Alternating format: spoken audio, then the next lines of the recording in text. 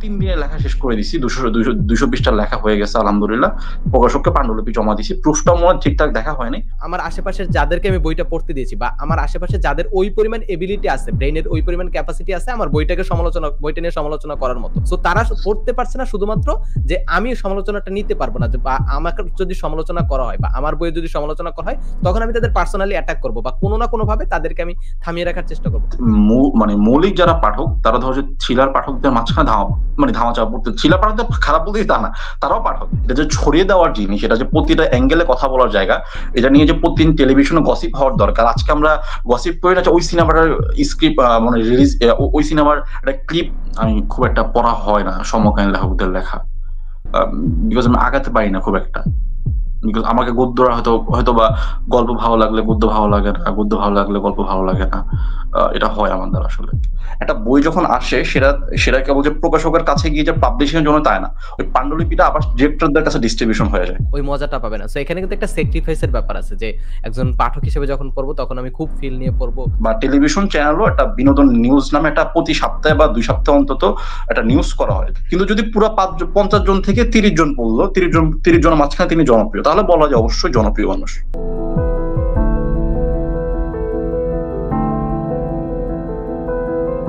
আসসালামু আলাইকুম, কি অবস্থা সবার? Welcome back again to the Backbenchers podcast. So আজকে মোস্ট প্রবাবলি 5 বা 6 নাম্বার এপিসোড কিছু একটা হবে। আসলে আমার স্মৃতিশক্তি মারাত্মক লেভেলের দুর্বল, আমার আসলে মনে থাকে না আসলে কয় নাম্বার এপিসোড এটা। সো আজকে আমাদের গেস্ট হিসেবে আছেন আসিফ আহমেদ ভাইয়া। আমাদের শোয়ের নিয়ম অনুসারে আমরা চাই সবসময় নিজের পরিচয়টা যাতে নিজেই দেয়, যেভাবে স্বাচ্ছন্দ্য বোধ করেন। সো ভাই আপনি নিজের পরিচয়টা একটু দেন, তারপর আমরা শুরু করি। আমার নাম আসিফ আহমদ, তুমি অলরেডি বলে দিচ্ছো। আর আমি একজন নগণ্য মানুষ, একজন গল্পের মানুষ, যেটাকে আমরা বলি কথা সাহিত্যিক। আমি গল্পের মানুষ, এটাই আমার পরিচয়। হ্যাঁ, এটা অসাধারণ একটা কথা যে অনেকে আমাদের সোসাইটিতে এখন এরকম হয়ে গেছে যে যত বড় বেশি পরিচয় দিতে পারে তত মানুষ নিজেকে একটু কুল মনে করে, যতগুলা ডিগ্রি লাগাইতে পারে। সেখানে আপনি জাস্ট বলছেন আমি একজন লেখক। হ্যাঁ, এটা ভালো। আমার পয়েন্ট অফ ভিউ থেকে অন্য ধরনের থিংকিংটা একটু ডিফারেন্ট মনে হচ্ছে। আসলে বিষয়টা কি আবির, যে ধরো যে কি আমার কাছে মনে হয় যে এটা হয়তো বাংলাদেশে এখনো সেটা এস্টাবলিশড হয় নাই, বুঝছো? তো বিদেশে তুমি বহিরাবিশ্বে যদি লেখক পরিচয়টা তুমি দাও যে I am writer, I am story teller, এটা তুমি যদি বলো, একটা বড় কোনো পরিচয় হয় না, কারণ ওখানে মধ্যে লেখকদেরকে তো ওভাবেই দেখা হয়। হ্যাঁ, তো আমি ওভাবেই দেখি, হয়তো এই জায়গাটা তৈরি তো সময় লাগবে, হয়তো একটু হচ্ছে আস্তে আস্তে, সেটা একটু সময় লাগবে। তো আমি মনে করি যখন একটা মানুষ বলবে লেখক, বা আমি একজন কথা সাহিত্যিক, আমি একজন গল্পের মানুষ, গল্প বলি, আই এম স্টোরি টেলার, তখন এর বাইরে কোনো পরিচয় লাগবে না। এখন তো যদি বলো যে আমি লেখক, আমি লিখি, বা তুমি যদি শুধু বলো আমি কন্টেন্ট বানাই, তাহলে আচ্ছা পাশাপাশি কি করো? কন্টেন্ট তো বানাও ভালো, লিখো তো ভালো, পাশাপাশি কি করো? তো এখন সামনে হয়তো বা আগামী 5 বছর পর দেখা যাবে, এটা আর কেউ জিজ্ঞেস করবে না। হ্যাঁ, তো ওটা বিশ্বাস রাখি আর কি। তো সেই জায়গা থেকে আমার ছোট্ট পরিচয়, আমি লেখক, গল্পের মানুষ, কথা সাহিত্যিক, এই যা। এখানে আর একটা ইন্টারেস্টিং জিনিস মনে পড়লো, out of the topic, but তারপর হ্যাঁ, যে আমাদের সোসাইটিতে এরকম হয় না যে আমাদের সোসাইটির আমাদের মা বোনেরা, মায়েরা, বিশেষ করে মায়েরা যখন জিজ্ঞেস করা হয় যে কি করে, তখন যদি বলা হয় হাউস ওয়াইফ, যেটা পৃথিবীর সবচেয়ে কঠিন কাজগুলোর ভিতর একটা সংসারকে লিড দেওয়া। সো তখন কিন্তু আবার জিজ্ঞেস করে আর কিছু করে না? ভাবি যখন আঙ্কেলরা জিজ্ঞেস করে বাবার কাছে যে আর কিছু করে না? আর কিছু কি করবে ভাই? পৃথিবীর অন্যতম কঠিন একটা কাজ করতেছে। সো সেইটাকে আমি স্বীকৃতি দিচ্ছি না। সেইটাকে আমি আ বাহবা দেওয়ার কথা, সেটাকে না দিয়ে আমি বলছি আর কিছু করে না। তার মানে এই কাজটাকে আমি গৌণ হিসেবে দেখছি, একেবারে নগণ্য কাজ হিসেবে দেখছি, অ্যান্ড জব করা বা এই টাইপের জিনিসপত্রকে আমি খুব কুল হিসেবে দেখছি। সো এই জায়গা থেকে আমাদের মেন্টালিটি আসলে চেঞ্জ হওয়া দরকার। যাই হোক, আমি আউট অফ দ্য টপিকে ঢুকে যাচ্ছিলাম একটু। আপনি বলবেন, কিছু বলতে চাচ্ছিলেন? আমি যদি এই ব্যাপারে বলি যে আমি আসলে আমার ফ্যামিলি থেকে বেশ দূরে থাকা হয়, আমার লাইফটা ছিল হোস্টেল লাইফ। এখন হয়তো বা আমার আব্বু নাই, 2018 সালে আব্বু মারা যান। তো আম্মু আছেন, আম্মু বেশ দূরে দূরে থাকেন। তো যেটা হয় কি, যে আম্মু যখন থাকেন না, আমি বুঝতে পারি যে আসলে আম্মু থাকলে কি হতো, যে আম্মু যে সংসারে যে কত বড় গুরুদায়িত্ব সামলান। আমি যখন এখন ভাতটা রান্না করতে যাই, একটা কাজ করি দিকে, সেটা ভাতটা পুড়ে যায়, তরকারি গরম করতে গেলে, ডালটা রান্না করতে গেলে, আলু সিদ্ধ করতে গেলে, আমি বুঝি যে এটা কত কষ্টসাধ্য কাজ। কিন্তু যখন আম্মু যেটা করে মনে হয় এটা কিছুই না, এটা তো রোজকার কাজ। কিন্তু এটা যে কত বড় কাজ, এটা কত মানে ভয়ঙ্কর প্রয়োজনীয় কাজ, এটা হয়তো আমরা বুঝতে পারি না। কিন্তু যখন সেটা হয় না, যে হারানোর পর বুঝি, তো তখন আমি যখন আম্মু দূরে থাকে তখন জিনিসটা বুঝতে পারি যে এটা কত কঠিন কষ্টসাধ্য কাজ, এই আর কি। তবে এটা বলবো, আমিও একেবারে ফিল করছি।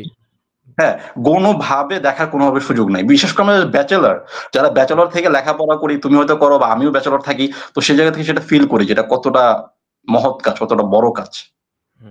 হ্যাঁ, এখানে যে আমি একটু এড করি। আমি হচ্ছে এখন হচ্ছে এই মুহূর্তে আমার নানু অসুস্থ এইজন্য আম্মু বাসায় নেই। সো এই কয়দিন আমি ফিল করতে পারছি যে বাসায় আসলে এত কাজ। সিম্পল ঘর মুছতে এত কষ্ট। সিম্পল একটু ভাত গরম করার জন্য, খাবার গরম করতে এত কষ্ট। সো আসলে অ অনেক কঠিন একটা কাজ। বাট আমরা কখনোই এটাকে স্বীকৃতি তো দেই না। বাহবা দেওয়া তো দূরের কথা। সো এই জায়গায় আমাদের মেন্টালিটি একটু চেঞ্জ হওয়া দরকার আশা করি। অ্যা আচ্ছা যাই হোক আমরা আউট অফ দ্য টপিক এ ঢুকে যাচ্ছিলাম। আজকে আমি একটু এক্সাইটেড বিকজ আগের যতগুলো এপিসোড হয়েছে ব্যাকবেঞ্চার্স পডকাস্টে সবাই হচ্ছে আমার টিচার টাইপের। সো আসলে কথার ফ্লোটা ওইভাবে আসে নাই। অনেক রাগ-ঢাক করে মানে অনেকে বলে সফিস্টিকেটেড ওয়েতে কোয়েশ্চেন গুলো করতে হইছে যে উনি মাইন্ড করে কিনা বা এই টাইপের টপিকে ঢোকা যাবে না। বাট আজকে হচ্ছে আমরা ২ জন ভাইয়ের মতোই। সো যে ফ্রেন্ডের দুই মতো ভাই, অনেকটা হ্যাঁ ২ ভাই। চেহারা দেখতে হ্যাঁ, তো একদম কিন্তু মিলতেছে আমাদের চেহারা, দুইটা ভাই। আমরা হ্যাঁ, দুই হ্যাঁ ভাই, ঠিক বুঝেছি। আছে? বলবো যে আমরা দুই ভাই। হ্যাঁ, ভাইয়ের বাড়ি হচ্ছে চিটাগাং, আমার বাড়ি হচ্ছে বরিশালে। সো বরিশাল এবং চিটাগাং এর ভিতর সবসময় একটা আলাদা বন্ডিং থাকে। হয়তো এই কারণে চেহারায় মিল দেখা যাচ্ছে। আচ্ছা ভাই সিরিয়াস কোয়েশ্চেন ২ ১ টা করি তারপর হচ্ছে অন্যগুলা করি। আচ্ছা আপনার অবশ্যই। কাজ তো লেখালেখি নিয়ে। আপনি একটু আগে যেটা বলছিলেন যে বাইরের দেশে যেরকম লেখককে মর্যাদা দেয় আমাদের দেশে দেওয়া হয় না। তো আপনার কাছে একটা একেবারে খুবই বইয়ের ভাষায় কোয়েশ্চেনটা করি যে একজন লেখক কি আসলে কখনো সুপারস্টার হতে পারে? আপনার কি মনে হয়? অবশ্যই হতে পারে। এই যে একটু আগে যে কথাটা আমি বললাম যে আমরা যে বলি না যে আমেরিকান কালচার বা আমেরিকানরা এটা করতেছে সেটা করতেছে। আমরা কেবল যদি আমেরিকানদের কথা যখন বলি, তাদের খাওয়ার কথা বলি, তাদের ড্রেস আপ এর কথা বলি। কিন্তু এর বাইরে গিয়ে তাদের যতরকম তুমি দেখো যে বহিরাবিশ্বে আমেরিকা তো সব জায়গায় এগিয়ে, তাই না? তুমি কোন দিক থেকে তাদেরকে ফেলবা? তারা এখন একটা পুরা পৃথিবীতে লিড করতেছে। এখনো তো কম্পিউটার আছে সেটা অন্য জিনিস। তো তারা তো লিড করে আসছে বা এখনো এক্সিস্টিং করতেছে তারা লিডিং এ। হ্যাঁ? তো তাদের কিন্তু এই জায়গাটা তুমি যদি দেখো যে তারা কিন্তু একটা ফিল্ম মেকারকে অথবা তোমার একজন সুপারস্টারকে, যেটাকে আমরা অভিনেতা বলি বা নায়ক বলি, তাদেরকে যেভাবে দেখে ঠিক তদ্রুপ ভাবে তার একজন লেখককেও সেভাবে দেখে। তুমি দেখো যে এটা দেখার অনেক যৌক্তিক কারণ আছে। আমি তোমাকে বলি যে সব বিশ্বের মধ্যে সবচেয়ে বেশি বই পড়েন কিন্তু আমেরিকানরা। তারপর ভারতীয় অথবা চায়না, সবচেয়ে বেশি বই পড়ে তোমার আমেরিকানরা। তো তারা শুধু বইটা যে পড়ার মধ্যে সীমাবদ্ধ থাকে তা না, এই বইটা থেকে সিনেমা হয়, ওয়েব সিরিজ হয়। একটা বই যখন আসে সেটা কেবল যে প্রকাশকের কাছে গিয়ে যে পাবলিশিং এর জন্য তাই না। ওই পান্ডুলিপিটা আবার ডিরেক্টরদের কাছে ডিস্ট্রিবিউশন হয়ে যায়। এটা আবার অনুবাদের জন্য চলে যায় ৮-১০টা ভাষায়। তো একটা লেখক ওই জায়গা থেকে মানে ওই প্রসেসিংটাই এমন যে তখন তুমি একটা ভালো বই, খারাপ বই লিখলে তো অবশ্যই সমালোচনা হবে। ভালো লেখা যদি লিখো সেটা চাপা পড়ে থাকার সুযোগ থাকে না। অটোমেটিক্যালি দেখা যায় বই বের হওয়ার আগেই সিনেমা নিয়ে প্ল্যানিং হয়ে যায়। বই আসার আগেই এটা কোন ভাষায় অনুদিত হবে সেটা নিয়ে প্ল্যানিং হয়ে যায়। ঠিক আছে? তো ওই জায়গা থেকে পাঠকদের কাছে লেখকরা ওভাবে পৌঁছায়। পৌঁছানোর কারণে তারা ওভাবে লেখককে সুপারস্টার হিসেবে দেখতে পারে। ধরো আমার লেখা গল্প যখন সব জায়গায় ছড়াবে, সিনেমা হবে, ওয়েব সিরিজ হবে, তখন ভাববে আচ্ছা উনি তো নায়কের পাশে দাঁড়ানোর মতো যোগ্যতা রাখে। কারণ তার গল্প দিয়ে তো নায়ক আজকে নায়ক হচ্ছে। তাই তো? তো আমাদের সেই জায়গায় ইন্ডাস্ট্রি, আমাদের সমস্যা সিস্টেম, আমাদের সিস্টেমে সেই সুযোগটা আসলে নাই। তো ওই জায়গা থেকে আমি মনে করি এটা হবে, খুব দ্রুত হবে। হতাশ হওয়ার মতো সময় না। এখন আমার স্বপ্ন দেখার মতো সময়। ২০২৪ স্বপ্ন দেখার সময়। আর ২০৩০ পর্যন্ত আমরা স্বপ্নগুলো বাস্তবায়িত করব। তো আমার বিশ্বাস এটা খুব দ্রুত হবে, অতি সত্বর হবে। আমি সেই আলো দেখতে পাচ্ছি। হ্যাঁ, এখানে যেটা বলছিলেন সুপারস্টার এর কথা। আসলে আমাদের ওই যে একটু আগে যে টপিকটা বলছিলাম ওইটার সাথে অনেকটা রিলেটেড হয়তো যে আমরা আসলে বাঙালিদের মেন্টালিটি এরকম যে আমরা সারফেস লেভেলে থাকতে পছন্দ করি। ওইটার ব্যাকগ্রাউন্ডে কারা কাজ করে সেটা বুঝতে পারি না। লেটস সে না, হ্যাঁ, না। বাংলাদেশে যে একেবারে যে অ্যা মুভি বা ওয়েব সিরিজ বা অন্য টাইপের জিনিসপত্র হচ্ছে না গল্প দিয়ে এরকম তো না, হচ্ছে। বাট হচ্ছে, কখনো আমরা হচ্ছে। ওর পিছে হ্যাঁ, হচ্ছে। বাট কখনো কিন্তু লেখককে ওইভাবে হাইলাইট করা হয় না। বা লেখককে আমরা বোঝার চেষ্টা করি না যে এই লেখাটা এত সুন্দর লেখাটা কে লিখছে। লেটস সে একটা খুব ভালো মুভি হইলো, ভালো ওয়েব সিরিজ হইলো। বাট এর আমরা ফ্রন্টে যারা আছে তাদেরকেই দেখার চেষ্টা করি। বাট এর পিছনে যে একজন মানুষ এইটার ভিত্তিটা তৈরি করছে এটা কিন্তু আসলে কখনো দেখার চেষ্টা করি না। তবে মাঝখানে একটু বলি, সেটা হলো গিয়ে দেখো আমাদের বাংলা সিনেমা তো হয়তো এই বিগত ৫ বছর একটু গ্রো করতেছে। ৯০ দশকের সিনেমা সেটা ওটা আমরা হয়তো আমাদের ভালো লাগতেও পারে, না লাগতে সেটা অন্য জিনিস। তো তার পরবর্তী আমরা কাট পিস সিনেমা দেখছি। আমরা পোস্টার দেখছি কি ওই নায়কের থেকে বডি নিয়ে ওই নায়কের, বাংলাদেশের নায়কের মাথা লাগায় দিচ্ছে। যেমন হিন্দি সিনেমা অহরহ, আমি যদি ভুল করে না থাকি ২০০৫-৭ সাল থেকে আমি বাংলা সিনেমা যতগুলো সিনেমা দেখছি সবগুলোই হিন্দি সিনেমা থেকে রিমেক করা বা কপি, যেটাকে বলি একদম বাংলা ভাষায় যদি বলি কপি করা। তো আমাদের ইন্ডাস্ট্রি তখনও চিন্তা করে না যে বই থেকেও যে সিনেমা হয়, হয়তো ২-৪টা হইছে, ২-৪টা হইছে, সংখ্যা খুবই কম। তো ২-৪টা দিয়ে তুমি গণনা করতে পারবে না। তো এখন আমি ওই যে বললাম আমাদের প্রকাশনা সিস্টেমটা তো অনেক ঝামেলা আছে, যেটা নিয়ে কথা বলবো। ওই জায়গা থেকে উঠে আসা অনেক কষ্টসাধ্য। মানে আমাদের প্রকাশনাটাকে তো তারা আমাদের প্রকাশনা আমি বলি না যে কেবল বই প্রকাশ করাটাই আমাদের কাজ, এটা ভেবে নিচ্ছে যে বইটা যে ডিস্ট্রিবিউশন করতে হবে, এটা যে একটা ইন্ডাস্ট্রি, সিনেমা পাড়াটা এফডিসি যে একটা ইন্ডাস্ট্রি, ওয়েব সিরিজ, হইচই একটা ইন্ডাস্ট্রি, ঠিক আছে? তো আমাদের বইটাও যে একটা ইন্ডাস্ট্রি এই কথা বলতে চান, আমি কিন্তু প্রতিবার বলি আমাদের বই সাহিত্য একটা ইন্ডাস্ট্রি, এখান থেকে অনেক কিছু বের হয়, বের হবে। তো সেই জায়গা থেকে এখানের মধ্যে অনেক সমস্যাই আছে, কারণ আমরা মাত্র শুরু করতেছি। অনেকগুলা ওয়েব সিরিজ হচ্ছে, অনেকে নাম জানতেছে বা জানতেছে না, কিন্তু এটা এটা হইতে মাত্র তো শুরু, বললাম যে শুরু হচ্ছে, সময় লাগবে, 2 4 5 10 বছর সময় লাগবে, এটা সময় দিতে হবে। বিকজ আমরা অভ্যস্ত না, আমরা তো কাট পিস দেখতে দেখতে অভ্যস্ত, আমরা বাংলা সিনেমাও তো আগে দেখতাম না কেউ, এখন হয়তো একটু করে দেখতেছি, এটা ওটিটির প্ল্যাটফর্ম, মানে এই ওটিটির বদলতে আর কি সেই জায়গাটা। হ্যাঁ, আপনি ১ম দিকে যেটা বলছিলেন যে এটার ব্যাপারে আলোচনা হচ্ছে না। হ্যাঁ, আলোচনা হচ্ছে না। এটা একটা ধরেন ভালো একটা বই আসলো, অসাধারণ একটা বই আসলো। সো এটার ব্যাপারে আলোচনা হচ্ছে না। বাট সমালোচনা ২ টার একটাও তো কিন্তু হচ্ছে না। এখানে কি এইটা আপনার কাছে কি মনে হয় যে এটাই কি রিজন যে বাংলা আসলে সমালোচনা সহ্য করতে পারে না? লেটস সে আপনার একটা বই বের হচ্ছে। সো বইটা বের হওয়ার পর আমি প্রচন্ড খুবই বাজেভাবে এটার সমালোচনা করলাম। সো এখন আপনি কি করলেন? আমাকে পার্সোনাল অ্যাটাক শুরু করলেন। আপনি কিন্তু এটাকে এইভাবে নিতে পারেন যে আমার লেখায় কিছু ভুল আছে এবং আমি কিভাবে ইমপ্রুভ করতে পারবো। যে সব লেখকের ক্ষেত্রে বলছি। সো আপনার কি ধারণা এই সমালোচনাটা কি এই কারণ হচ্ছে না যে বাঙালি সমালোচনা সহ্য করতে পারে না? আমার কথাই ধরেন আমি একটা বই লিখলাম। এখন আমার আশেপাশের যাদেরকে আমি বইটা পড়তে দিয়েছি বা আমার আশেপাশে যাদের ওই পরিমাণ এবিলিটি আছে, ব্রেইনের ওই পরিমাণ ক্যাপাসিটি আছে আমার বইটা নিয়ে সমালোচনা করার মতো। সো তারা পড়তে পারছে না শুধুমাত্র যে আমি সমালোচনাটা নিতে পারবো না, বা আমাকে যদি সমালোচনা করা হয় বা আমার বইয়ে যদি সমালোচনা করা হয় তখন আমি তাদের পার্সোনালি অ্যাটাক করব বা কোনো না কোনোভাবে তাদেরকে আমি থামিয়ে রাখার চেষ্টা করব। সো আলোচনা বা সমালোচনা যেটাই বলেন সেটা কি এই কারণটাই হচ্ছে না, নাকি আরো অনেক কারণ, যে আমাদের আগ্রহ কম বইয়ের প্রতি বা এইরকম আরো অনেক কারণ হয়তো কারণ আছে? আপনার আপনার ধারণা কি এখানে? আমি যদি কারণের কথা বলি, দেখো, আমাদের ওই যে বললাম যে আমরা, তুমি সমালোচনা কোথায় করবা? ওই যে আমাদের ফেসবুক পেজ বা ফেসবুকে বা এখন কয়টা গ্রুপ আছে, নামও বলতে পারি, বই প্রকার আড্ডাখানা বা বই বিশ্ব বা বই এক্সপ্রেস, অনেক কয়টা গ্রুপ আছে। আমরা হয়তো বা 5 7টা বড় জোর গ্রুপ বা গুড রিডস থেকে আমরা আজকাল সমালোচনা করি।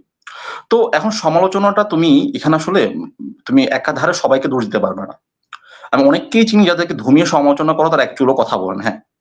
যৌক্তিক সমালোচনা করা হলো, এখন ব্যাপারটা ব্যক্তির উপর নির্ভর করে যে হ্যাঁ, যদি এটা তুমি ঢালাওভাবে কথাটা বলতে পারতেছি, আমি অনেককেই চিনি আমি সমালোচনা করছি বা অনেকেই করে থাকে, কিন্তু তারা সেটা খুব শান্তভাবে হ্যান্ডেল করে। যদি যৌক্তিক সমালোচনা দেখে তারা বলে হ্যাঁ ঠিক আছে। তো এটা ব্যক্তির উপর নির্ভর করছে আসলে তিনি কি সমালোচনার জন্য প্রস্তুত কিনা। যদি প্রস্তুত থাকেন তো ইল্লা মাশাআল্লাহ ভালো, তিনি সেটা হ্যান্ডেল করতে পারেন না। যদি না, সে কোনোভাবে প্রস্তুত না, তিনি ব্যক্তিগতভাবে এমন আক্রোশ নেওয়ার মতো তার সে এবিলিটি নাই, তাহলে এটা বলা যায় না। তো আসলে সমালোচনার জায়গাটা কি যে আমরা এই যে বললাম যে আমি ওদের একটা কথা বলতেছিলাম সম্ভবত আমার এক বন্ধুকে যে আচ্ছা, এই যে প্রতিদিন আমাদের একটা বিনোদন পাতা থাকে পত্রিকায় বা টেলিভিশন চ্যানেলও একটা বিনোদন নিউজ নামে একটা প্রতি সপ্তাহে বা 2 সপ্তাহ অন্তত একটা নিউজ করা হয় 10 15 মিনিট সময় নিয়ে, যে কোন সিনেমা আসতেছে, বহিরা বিশ্বের কোন সিনেমা বা বাংলাদেশের কোন সিনেমা ঢুকতেছে, কোন নায়িকা কি ঘটলো, বিনোদন পাতা থাকে, কিন্তু প্রতিটা দেশেই থাকে, আমাদের দেশেও আছে। তো আমি আমি এই কথা বলতেছি, আচ্ছা আমাদের যদি অন্তত সপ্তাহে মানে ওই যে সাহিত্য পাতা, ওটা তো আলাদা একটা জিনিস। সাহিত্য পাতা ঠিক আছে, কিন্তু এই যে বই যে আসতেছে, কোন লেখক কি নিয়ে কাজ শুরু করতেছে, এই যে বই নিয়ে গসিপ হওয়া, এটা কিন্তু দরকার। এটা আমাদের পত্রিকা থেকে শুরু করতে হবে। এটা পত্রিকার পাতা থেকে শুরু করে যদি একটা আলাদা পাতা রাখা হয় যে আচ্ছা, অমুক লেখক অমুক সিরিজের কাজে হাত দিচ্ছেন, অমুক লেখক অমুক অমুক অনুবাদের কাজে হাত দিচ্ছেন, অমুক লেখকের অমুক বইটা আসতেছে, অমুক লেখকের অমুক সাক্ষাৎকার, অমুক লেখকের অমুক বইটা বেস্ট সেলার হচ্ছে, এটা প্রতিদিনকার বা প্রতিদিনের দরকার নেই, অন্তত সপ্তাহে 3 দিন হোক। এটা হলে হবে কি, যে এই যে যারা নিউজ পড়তেছে তারা মনে হচ্ছে এটাও আমাদের ইন্ডাস্ট্রি। যেমন বিনোদন পাতাটা যেমন না দেখলে কি রে, এই পাতা এখানে বিনোদন নাই, এই পত্রিকার মধ্যে বিনোদন পাতা ছাড়া তুমি দেখছো আজ পর্যন্ত কোনো পত্রিকা হইতে? তুমি দেখছো? দেখো নাই। ইভেন আমি এক সময় যখন পত্রিকা পড়তাম বিনোদন পাতার জন্যই পত্রিকাটা পড়তাম, যে বিনোদন পাতায় কি আছে, সেরুনে যখন যাইতাম পত্রিকা যখন উল্টাইতাম যে বিনোদনটা দেখতাম। তো ওই যে জায়গাটা বললাম যে আমাদের আসলে বইটাকে আমরা তোমার যে খুব ভাবে দেখি যে অবসর যাপনের জিনিস, কিন্তু এটা যে আত্মার খোরাক, ওই জায়গাটাকে যখন দেখবো তখন অনেক কিছুই চেঞ্জ হবে। আর তুমি যদি বলো যে সমালোচনার জায়গাটা, ওটা আসলে ব্যক্তিকে নিস, তিনি আসলে কিভাবে নিচ্ছেন। এটা আমি ঢালাওভাবে কথাটা বলতে পারবো না, কেন ভাই, আমি সমালোচনা নিতে পারি, আমি বেশ ভালো সমালোচনা নিতে পারি। আমাকে যদি বলে যৌক্তিক সমালোচনা, বেশ ভালোভাবে নিতে পারি। অনেক সমালোচনা আমি বলবো এইসব নিয়ে বিস্তারিত, যে কথা হচ্ছে আমি সেটা যৌক্তিকভাবে শুনলাম, যদি যৌক্তিক মনে হচ্ছে তখন বলি, যদি না তিনি রং বুঝাই দিই হ্যাঁ এটা না, এটা এটা ব্যক্তিগত বিষয়। হ্যাঁ, এখানে কি আপনি ওভারঅল সিস্টেমকে দায়ী করছেন যে যাদের এই বই নিয়ে কথা বলা দরকার তারা বলছে না, প্লাস হচ্ছে মানুষের আসলে ওইরকম আগ্রহ নাই বইয়ের ব্যাপারে। লেটস সে আমি একটা পত্রিকার মালিক, সো আমি নিশ্চয়ই চাইবো না এইরকম কোনো একটা পেজ পুরো দিতে যেটা ধরেন আমার 1 লাখ কপি সেল হইলো পত্রিকাটা, 100 জন মানুষ এটা থেকে পড়লো না, সো আমিও তো চাইবো না এটা। সো এখানে তো মানুষের মেন্টালিটি আসলে অনেকটা ম্যাটার করে যে না, মানুষ আসলে আচ্ছা দেখছে কিনা তাহলে পত্রিকা। আমি তোমাকে বলি শোনো। তো সিনেমাটা মানুষ কবে থেকে দেখা শুরু হলো? কেউ না কেউ তো অবশ্যই সিনেমাটা পাতাটা অ্যাড করছে, সেটাও আমাদের নিত্য দিনের জিনিস। তোমার কোনো জিনিস না আসলে ডিমান্ড ফর সাপ্লাই, কিছু জিনিস আছে, আবার কিছু আছে ডিমান্ড ক্রিয়েট করা। বা মার্কেটে একটা নতুন প্রোডাক্ট আসলে সেটা ডিমান্ড আছে কিনা সেটা আমি জানি না, তো আমি অ্যানালাইসিস করে দেখবো ডিমান্ড কিভাবে তৈরি করা যায়। হ্যাঁ, তুমি দেখবা না প্রতিদিন যে নানা রকম বিজ্ঞাপন আসে, এটা কি ডিমান্ড আছে? ধরো আমার একটা গেঞ্জি ভাল লাগছে, এই গেঞ্জিটা কিন্তু আমার দরকার নাই, ডিমান্ড আমার দরকারই নাই, তো দেখা ভাল লাগছে গেঞ্জিটা, মনে হয় আমার নেওয়া উচিত। তো তোমার তাকে মার্কেটে চাহিদা তৈরি করতে হবে, তোমার তাকে যাইতে হবে, ভাই আসো দেখো জিনিসটা। এখন যদি তুমি চাহিদাই যদি তৈরি না করে বলো না ওরা তো চাচ্ছে না, তা আমিও তো বলতে পারতাম আমার তো দরকার ছিল না, তাহলে আমি নিলাম কেন? আমার দেখে ভালো লাগছে, পিক করবে। এখন তুমি যদি 1 বছর 2 বছর যেটা চালাইতা, এক্সপেরিমেন্ট করতা, তাহলে বলতাম যে হ্যাঁ আসলে তুমি 2-4 বছর এক্সপেরিমেন্ট করছো ভাই, হচ্ছে না, তাহলে দরকার নেই, বাঙালি বই পড়ে না। যদি বই যদি না পড়তো তাহলে তো নিত্য নতুন প্রকাশনা হইতো না, বা এতগুলো বছর প্রকাশনা টিকে থাকতো না। বই তো মানুষ পড়ে, হয়তো 100 জনের মধ্যে 10% বই তো পড়ে। তো সেই জায়গা থেকে আসলে তোমার আগে ওই যে প্রোডাক্ট, তুমি চিন্তা করো, প্রোডাক্ট বেস চিন্তা করো। একটা হচ্ছে মার্কেটের, একটা হচ্ছে চাহিদা, আর একটা হচ্ছে চাহিদা ক্রিয়েট করা, দুইটাই জিনিস। তোমার চাহিদা ক্রিয়েট করতে হবে, চাহিদা নাই, চাহিদা ক্রিয়েট করো।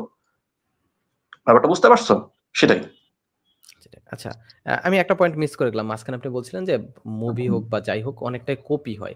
সো এবং বইয়ের ক্ষেত্রেও দেখি অনেক কপি হয়। বইয়ের ক্ষেত্রে এটা আমরা ধরতে পারি না, কারণ আমরা বই তো অনেক কম পড়ি। মুভি যতটা কনজিউম করি তার চেয়ে বই অনেক কম কনজিউম করি, তাই না? সো এইজন্য আমরা অনেকটা ধরতে পারি না। বাট যারা একটু বই নিয়ে ঘাটাঘাটি করে বা বাইরের বই পড়ে, তারা হয়তো জানে যে বইগুলো কিন্তু কপি হচ্ছে। শুধুমাত্র বাইরে থেকে কপি হচ্ছে ব্যাপারটা এরকম না। আমাদের নিজেদের বাংলা বই থেকে আবার কপি হচ্ছে। একই জিনিস বারবার কপি হচ্ছে। স্টাইল একটু ডিফারেন্ট করার ট্রাই করা হচ্ছে, বা আমি কারো নাম বলছি না, কোনোভাবে নাম বলবো না আমরা। আ তারপর হচ্ছে প্লটটাকে একটু ঘুরাই দেওয়া হচ্ছে। বাট এই কপি করার কারণটা কি? বাঙালির আসলে ক্রিয়েটিভিটির অভাব? বাঙালি জাতির ক্রিয়েটিভিটির অভাব, না এই কপি করার কারণটা কি? নাকি যথেষ্ট সদিচ্ছা বা সময়ের অভাব? লেটস সে একটা আমি অন্য একটা কাজ করলে, জব করলে আমি ধরেন ৳1,00,000 বেতন পাবো। বাট ১ মাস আমি একটা বইয়ের পিছনে যদি ইউজ করি তখন আমি ওই পরিমাণ টাকা পাবো না। সো এইজন্য আমি টাইমটা দিচ্ছি না। এইজন্য আমার কাছ থেকে ক্রিয়েটিভ কিছু বের হচ্ছে না। কারণ ক্রিয়েটিভিটি এপ্লাই করতে হলে সে জায়গায় তো টাইম দিতে হবে আপনাকে। সো কোনটা আপনার পয়েন্ট অফ ভিউ থেকে কোনটা মনে হয়? আচ্ছা, তুমি প্রথম প্রশ্নটা তুমি মনে রাখে, আমি ভুলে যেতে পারি, আমি তোমাকে দ্বিতীয় প্রশ্নের উত্তর দিই। এই উত্তরটা আমার না, এটা সৈয়দ শামসুল হকের উত্তর। এটা কোত্থেকে বলতে সেই বইটার নাম বলে দিচ্ছি, মার্জিনা মন্তব্য। তো ওখানে উনি শুরুতে একটা খুব সুন্দর কিছু কথা বলছেন। উনি বললেন যে আচ্ছা, আমাদের কাউকে যদি বলা হয় তুমি একটা ছবি আঁকো, তো তুমি আমাকে যদি বলো আসিফ ভাই আপনি তো বেশ চমৎকার লিখেন, একটা ছবি এঁকে দেন, আমার একটা স্কেচ আঁকেন। আমি জীবনও মানে একটা পাখিও আঁকি না, আমি তোমাকে স্কেচ কিভাবে এঁকে দিব? আবার তুমি যদি আমাকে এসে বলো আসিফ ভাই আচ্ছা একটা নেচে দেখান তো ভাই, আপনি তো অনেক ভালো লেখেন, নাচ তো নিশ্চয়ই পারবেন, একটা নেচে দেখান। আমি বলবো তুমি কি পাগল হয়ে গেছো, আমি নাচতে পারবো? কোনো সম্ভব আমার দ্বারা? আর যে শরীর দেখছো এই শরীরে নাচা যায়? আচ্ছা, তো এই জিনিসটা তুমি আমাকে, আচ্ছা তুমি আবার এসব বললা, আচ্ছা তুমি এটা ভুলে যাও যে আমি লিখতে পারি, এটা ভুলে যাও। আচ্ছা, আমি তোমাকেই বলি, তোমাকে হঠাৎ যদি এসে বলি এই একটা বই লিখা হতো, একটা বই লিখো তো, তুমি একটা উপন্যাস লিখতো। উপন্যাস আচ্ছা কখনো তো লিখি না, আচ্ছা লেখা ট্রাই করা যায়, লেখা ট্রাই, তুমি কিন্তু বলবা, শিওর তুমি বলবা আচ্ছা আসিফ ভাই আমি তো লিখি নাই কখনো। যদি এটা তোমাকে যদি আজকে বড় একটা প্রকাশনা এসে বলো আচ্ছা আবির ভাই আপনার অনেক চমৎকার ভিডিও বানান, একটা কাজ করে একটা বই লিখা জানতো ভাই, আমি চমৎকার হবে, তো তুমি তুমি কি বলবা, না বলবা? তুমি কি না বলবা আবির, বলো তো? তুমি বলো আচ্ছা লিখা যায়, আচ্ছা লিখি, কি বা হবে? তো ওই যে বললাম আমরা লেখাটাকে মনে করি খুব সহজ, এটা আসলে ছবি আঁকা যেমন শিখতে হয়, গান গাওয়া যেমন শিখতে হয়, যে তোমার নাচাটা যে শিখতে হয়, এটাকে লেখাটাকে মনে করি যে এটা শিখতে হবে না, কিন্তু লেখাটাই সবচেয়ে কঠিন কাজ। তো তুমি যদি লেখাটাকে মনে করো শিখা, এটা শিখতে হবে, এটা অটোমেটিকলি চলে আসে, তাহলে এটা ভুল। আর আমাদের সমাজে এটা প্রতিষ্ঠিত করা হয়েছে যে কেউ বা কারা এসে প্রতিষ্ঠিত করছে যে আচ্ছা এটা ঘোরের মধ্যে লেখা হয়, যেটা যে কত বড় ভুল, কত বড় মিথ্যে কথা। এটা যদি তুমি না এই ফিল্ডে, যদি লেখার ফিল্ডে যদি না আসো, এটা বুঝতে পারবে না। অন্তত আমার মাথায় এটা কাজ করে না যে এমনি হয়ে গেছে, এটা কখনো মাথায় কাজ করে না। হ্যাঁ, যদিও মির্জা গালিব বলছে ইয়ে আলম হ্যাঁ আতি হ্যাঁ গাইব সে, যদিও কথাটা বলছেন গাইব সে, এটার ব্যাপারটা অন্যরকম, সেটা এই ডিসকাশন আমি যাচ্ছি না। তো ভাই ব্যাপারটা হলো এরকম যে হতে পারে, লাইক যে একজন মানুষ ১,০০০ বই পড়ছে তখন হয়তো তার মাথায় ওইভাবে কোনো আইডিয়া হিট করতে পারে। বাট ওটাও তো একটা কাইন্ড অফ শিক্ষার সেটা মতো ঠিক যে আছে। এখন ধরো যে আমরা অনেককেই চিনি, অনেক কন্টেন্ট ক্রিয়েটরদেরকে চিনি যারা জীবনে বইয়ের ধার ধারে নাই, অন্তত তাদের ভিডিও যে তারা নিজেদের বাসায় যে ব্লগ বানাইছে ওখানে একটা বই দেখা যায় না, সিঙ্গেল বই। তো তাকে মানে যদি বাসায় ২টা বই দেখতাম জানা, একটা সেলফ বই আছে তার মানে সে কিছুটা হলে তো বই পড়ে। অথচ তুমি বই পড়ার কথা বাদ দাও, তুমি লেখাটা যখন পড়বে তখন তো বুঝবা সে কি লিখছে। আর সেও জানে সে কি লিখতেছে। তো তুমি জানো না, তুমি একটা কাজ করো, তুমি এই যে আমি কথা বলতেছি, আমি তো জানি আমি কত বাজে কথা বলতেছি, সেটা আমি জানি, তাই না? এ তো বলতে হবে না যে ভাই আমি অনেক ভালো কথা, আমি তো জানি আমি বাজে কথা বলতেছি। তো বিষয়টা একদম ভাই। হলো যে এটা বিষয়টা হলো এটা যে আসলে তুমি জানো কিনা। তুমি যে জানো না সেটা যদি তুমি না জানো তাহলে বিপদ আছে। তুমি তোমার জানতে হবে তুমি কি জানো আর কি জানো না। আমি জানি আমি লিখতে পারি, এছাড়া আমি আঁকতে পারি না, আমার হাতের লেখা খুব বাজে, আমি তোমার বেশ ভালো বলতে পারি না, তুমি যত চমৎকার বলো তার ধারের কাছে আমি নাই। তারপর ধরো যে আমি গাইতে পারি না, তো এগুলো নাই, এটা আমি জানি। অন্তত আমি যদি যাই এখন ইয়াতে বসে যাই, মাইকের সামনে বসে যাই, সারে গামা পাদা নিচে শুরু করে দিলে কি হবে? সেম একই হবে, লেখার ক্ষেত্রেও বিষয়টা তেমন। লেখাটাকে শিখতে হবে।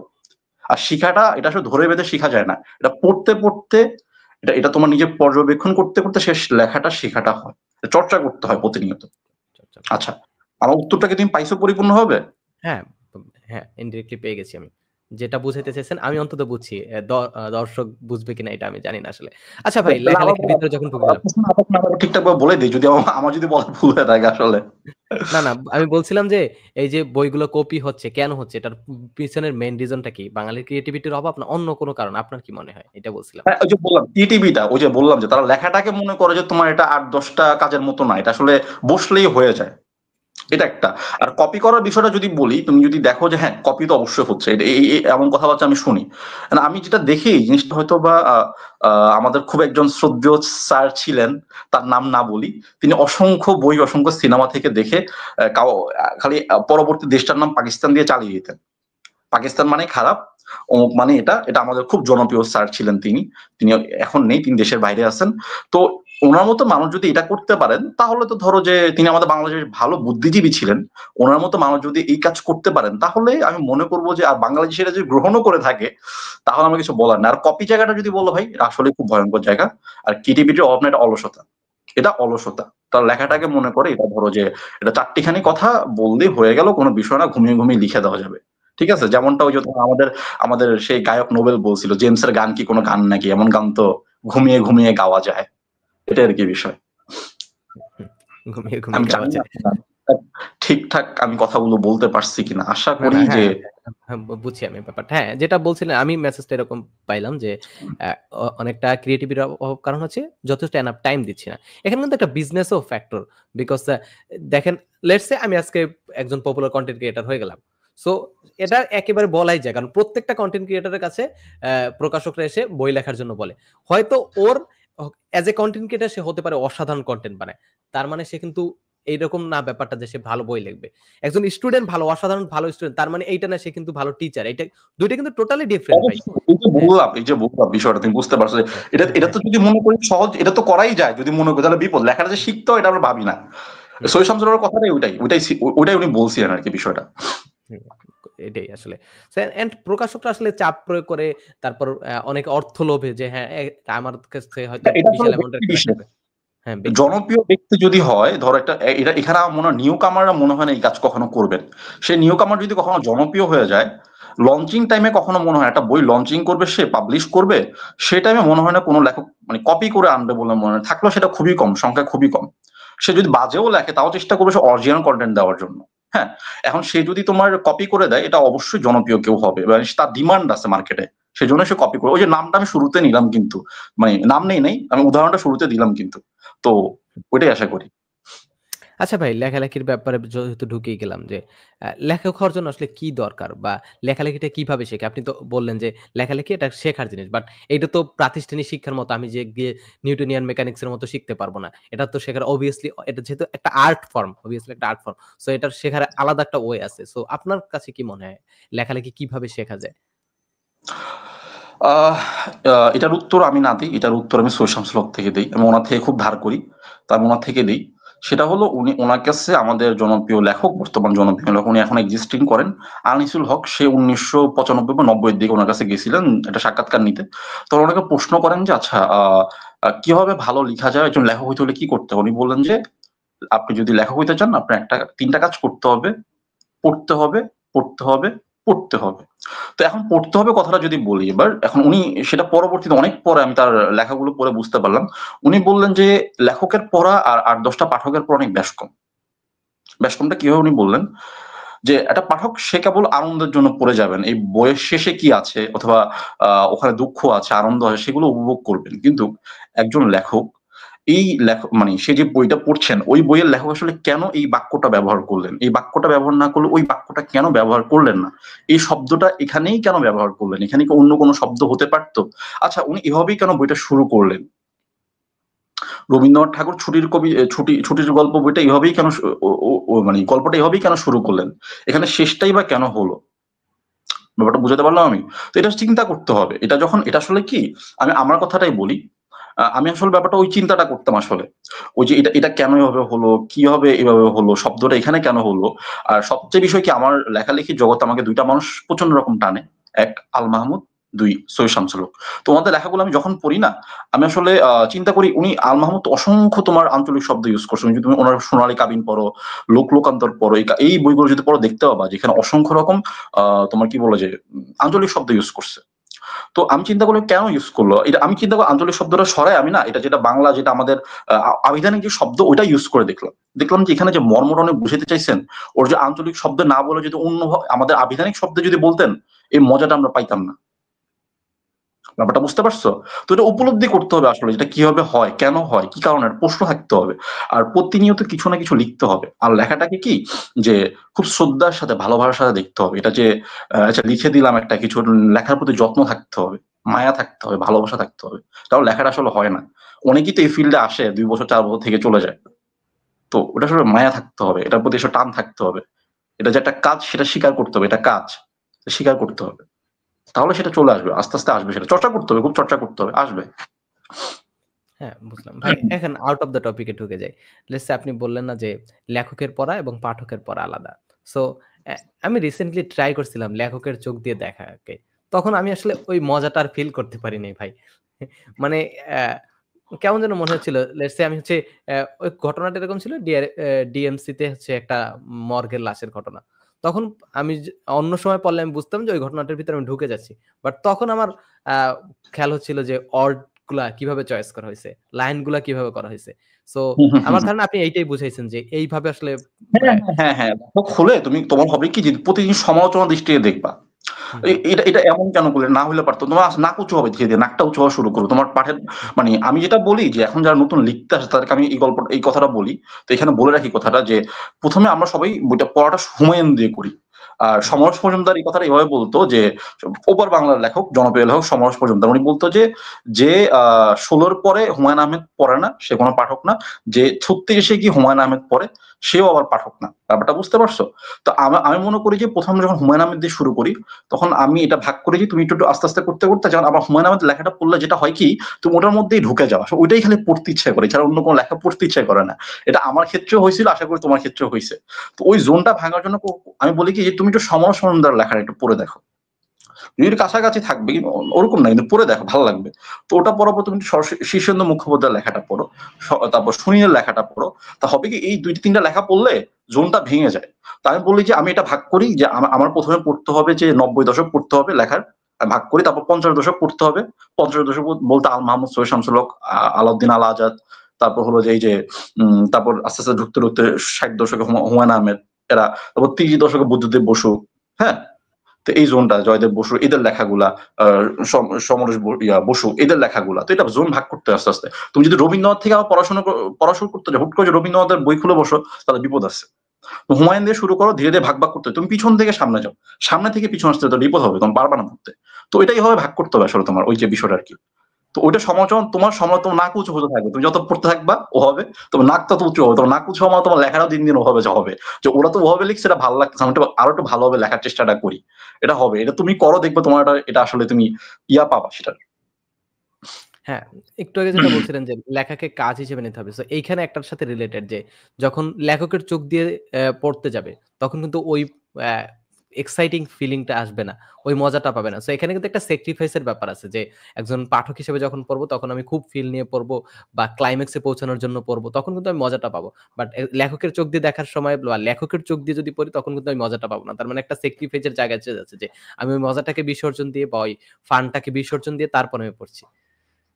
এটা এটা আসলে সব লেখার ক্ষেত্রে হয় না। আমি জানি না, তুমি হয়তোবা ওই লেখাটা যদি সমসাময়িক হয় তাহলে এটা হইতে পারে। হুম, তবে তুমি যদি ওই সময়কার লেখা পড়ো, ওই যে বললাম 30, 50, হুম, 1800, ওই ক্ষেত্রে খুব একটা হবে বলে আমার মনে হয় না।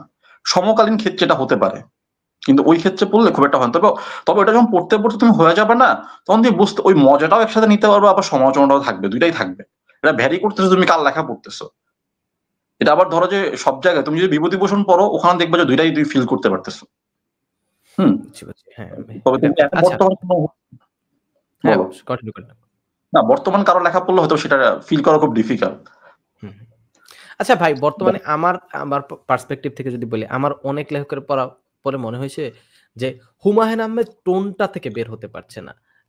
অনেক লেখকের ভিতর এই টোনটা একেবারে মানে নগ্নভাবে দেখা যাচ্ছে যে হুমায়ূন আহমেদ টোনটা, তার ওয়ার্ড চয়েস যেরকম, লাইনের স্টাইল যেরকম, এভরিথিং অনেক লেখকের ভিতরে আমি পাইছি। অনেক জনপ্রিয় লেখকের ভিতর পাইছি। এখন আমার মনে হয়েছে, এখন আমি ভুল হতেই পারি। এটা একেবারে সত্যি কথা যে আমি ভুল হতেই পারি। সো আপনার কি মনে হয় আসলে কি হুমায়ূন আহমেদ টোনটা আছে? এটা আমি কি ভুল না ঠিক এটা বলেন। প্লাস বলেন যে হুমায়ূন আহমেদ টোনটা থেকে যদি ঠিক হয় তাহলে হুমায়ূন আহমেদ টোনটা থেকে কেন বের হতে পারছে না লেখকরা? আচ্ছা, আমি আগে হুমায়ূন আহমেদের লেখার কথাটা বলি। উনি যেই ভাষা লিখতেন ওই সময় কখনো ভাবে কেউ, মানে লেখকরা চিন্তা করে না যে আমরা যেই সহজ সরল ভাষায় কথা বলি, আমরা যেই সাধারণভাবে তুমি আমি যে ভাষায় কথা বলছি, একটু প্রমিত হয়ে যে একটু শুদ্ধ ভাষায় কথা বলছি, এখানে কিন্তু খুব জটিল কোনো শব্দ ব্যবহৃত হচ্ছে না। খুব সাদামাটা শব্দ। আচ্ছা আবি তুমি কি খেলে, ওখানে যাচ্ছ না কেন, খাওয়া দাওয়া ঠিকঠাক করলে কিনা, এই ভাষাটাই কিন্তু উনি লিখে গেছেন। এটা কিন্তু আমাদের মুখের ভাষা। একটু সুন্দরভাবে যদি বলি, একটু প্রমিত হবে, এই ভাষাটা উনি লিখছেন। তো এই ভাষাটা আমাদের মুখের ভাষা। এই ভাষাটা পড়তেও খুব ভালো লাগে, আর ওনার গল্পের চরিত্রগুলা বা নির্মাণগুলো অনেক চমৎকার। ২ টাকে মিলেমিশে একাকার হইছে। এখন এখন এই লেখাগুলো কারা লিখতেছে, এই যে বললাম ব্যক্তি, এই লেখাটা কারা লিখতেছে, বয়স কতটুকু তাদের, তাদের পঠন-পাঠন কতটুকু, সেটা একটা বিষয়। তারা যদি কেবলই হুমায়ূন আহমেদ পড়ে লিখতে আসে, তাদের লেখাটা হুমায়ূন আহমেদের মতো হওয়াটাই খুব স্বাভাবিক। বা মতো তো হয় না, ওই ভাষাটাকে নিয়ে ওই যে একটা কথা আমি তোমাকে বলি শোনো।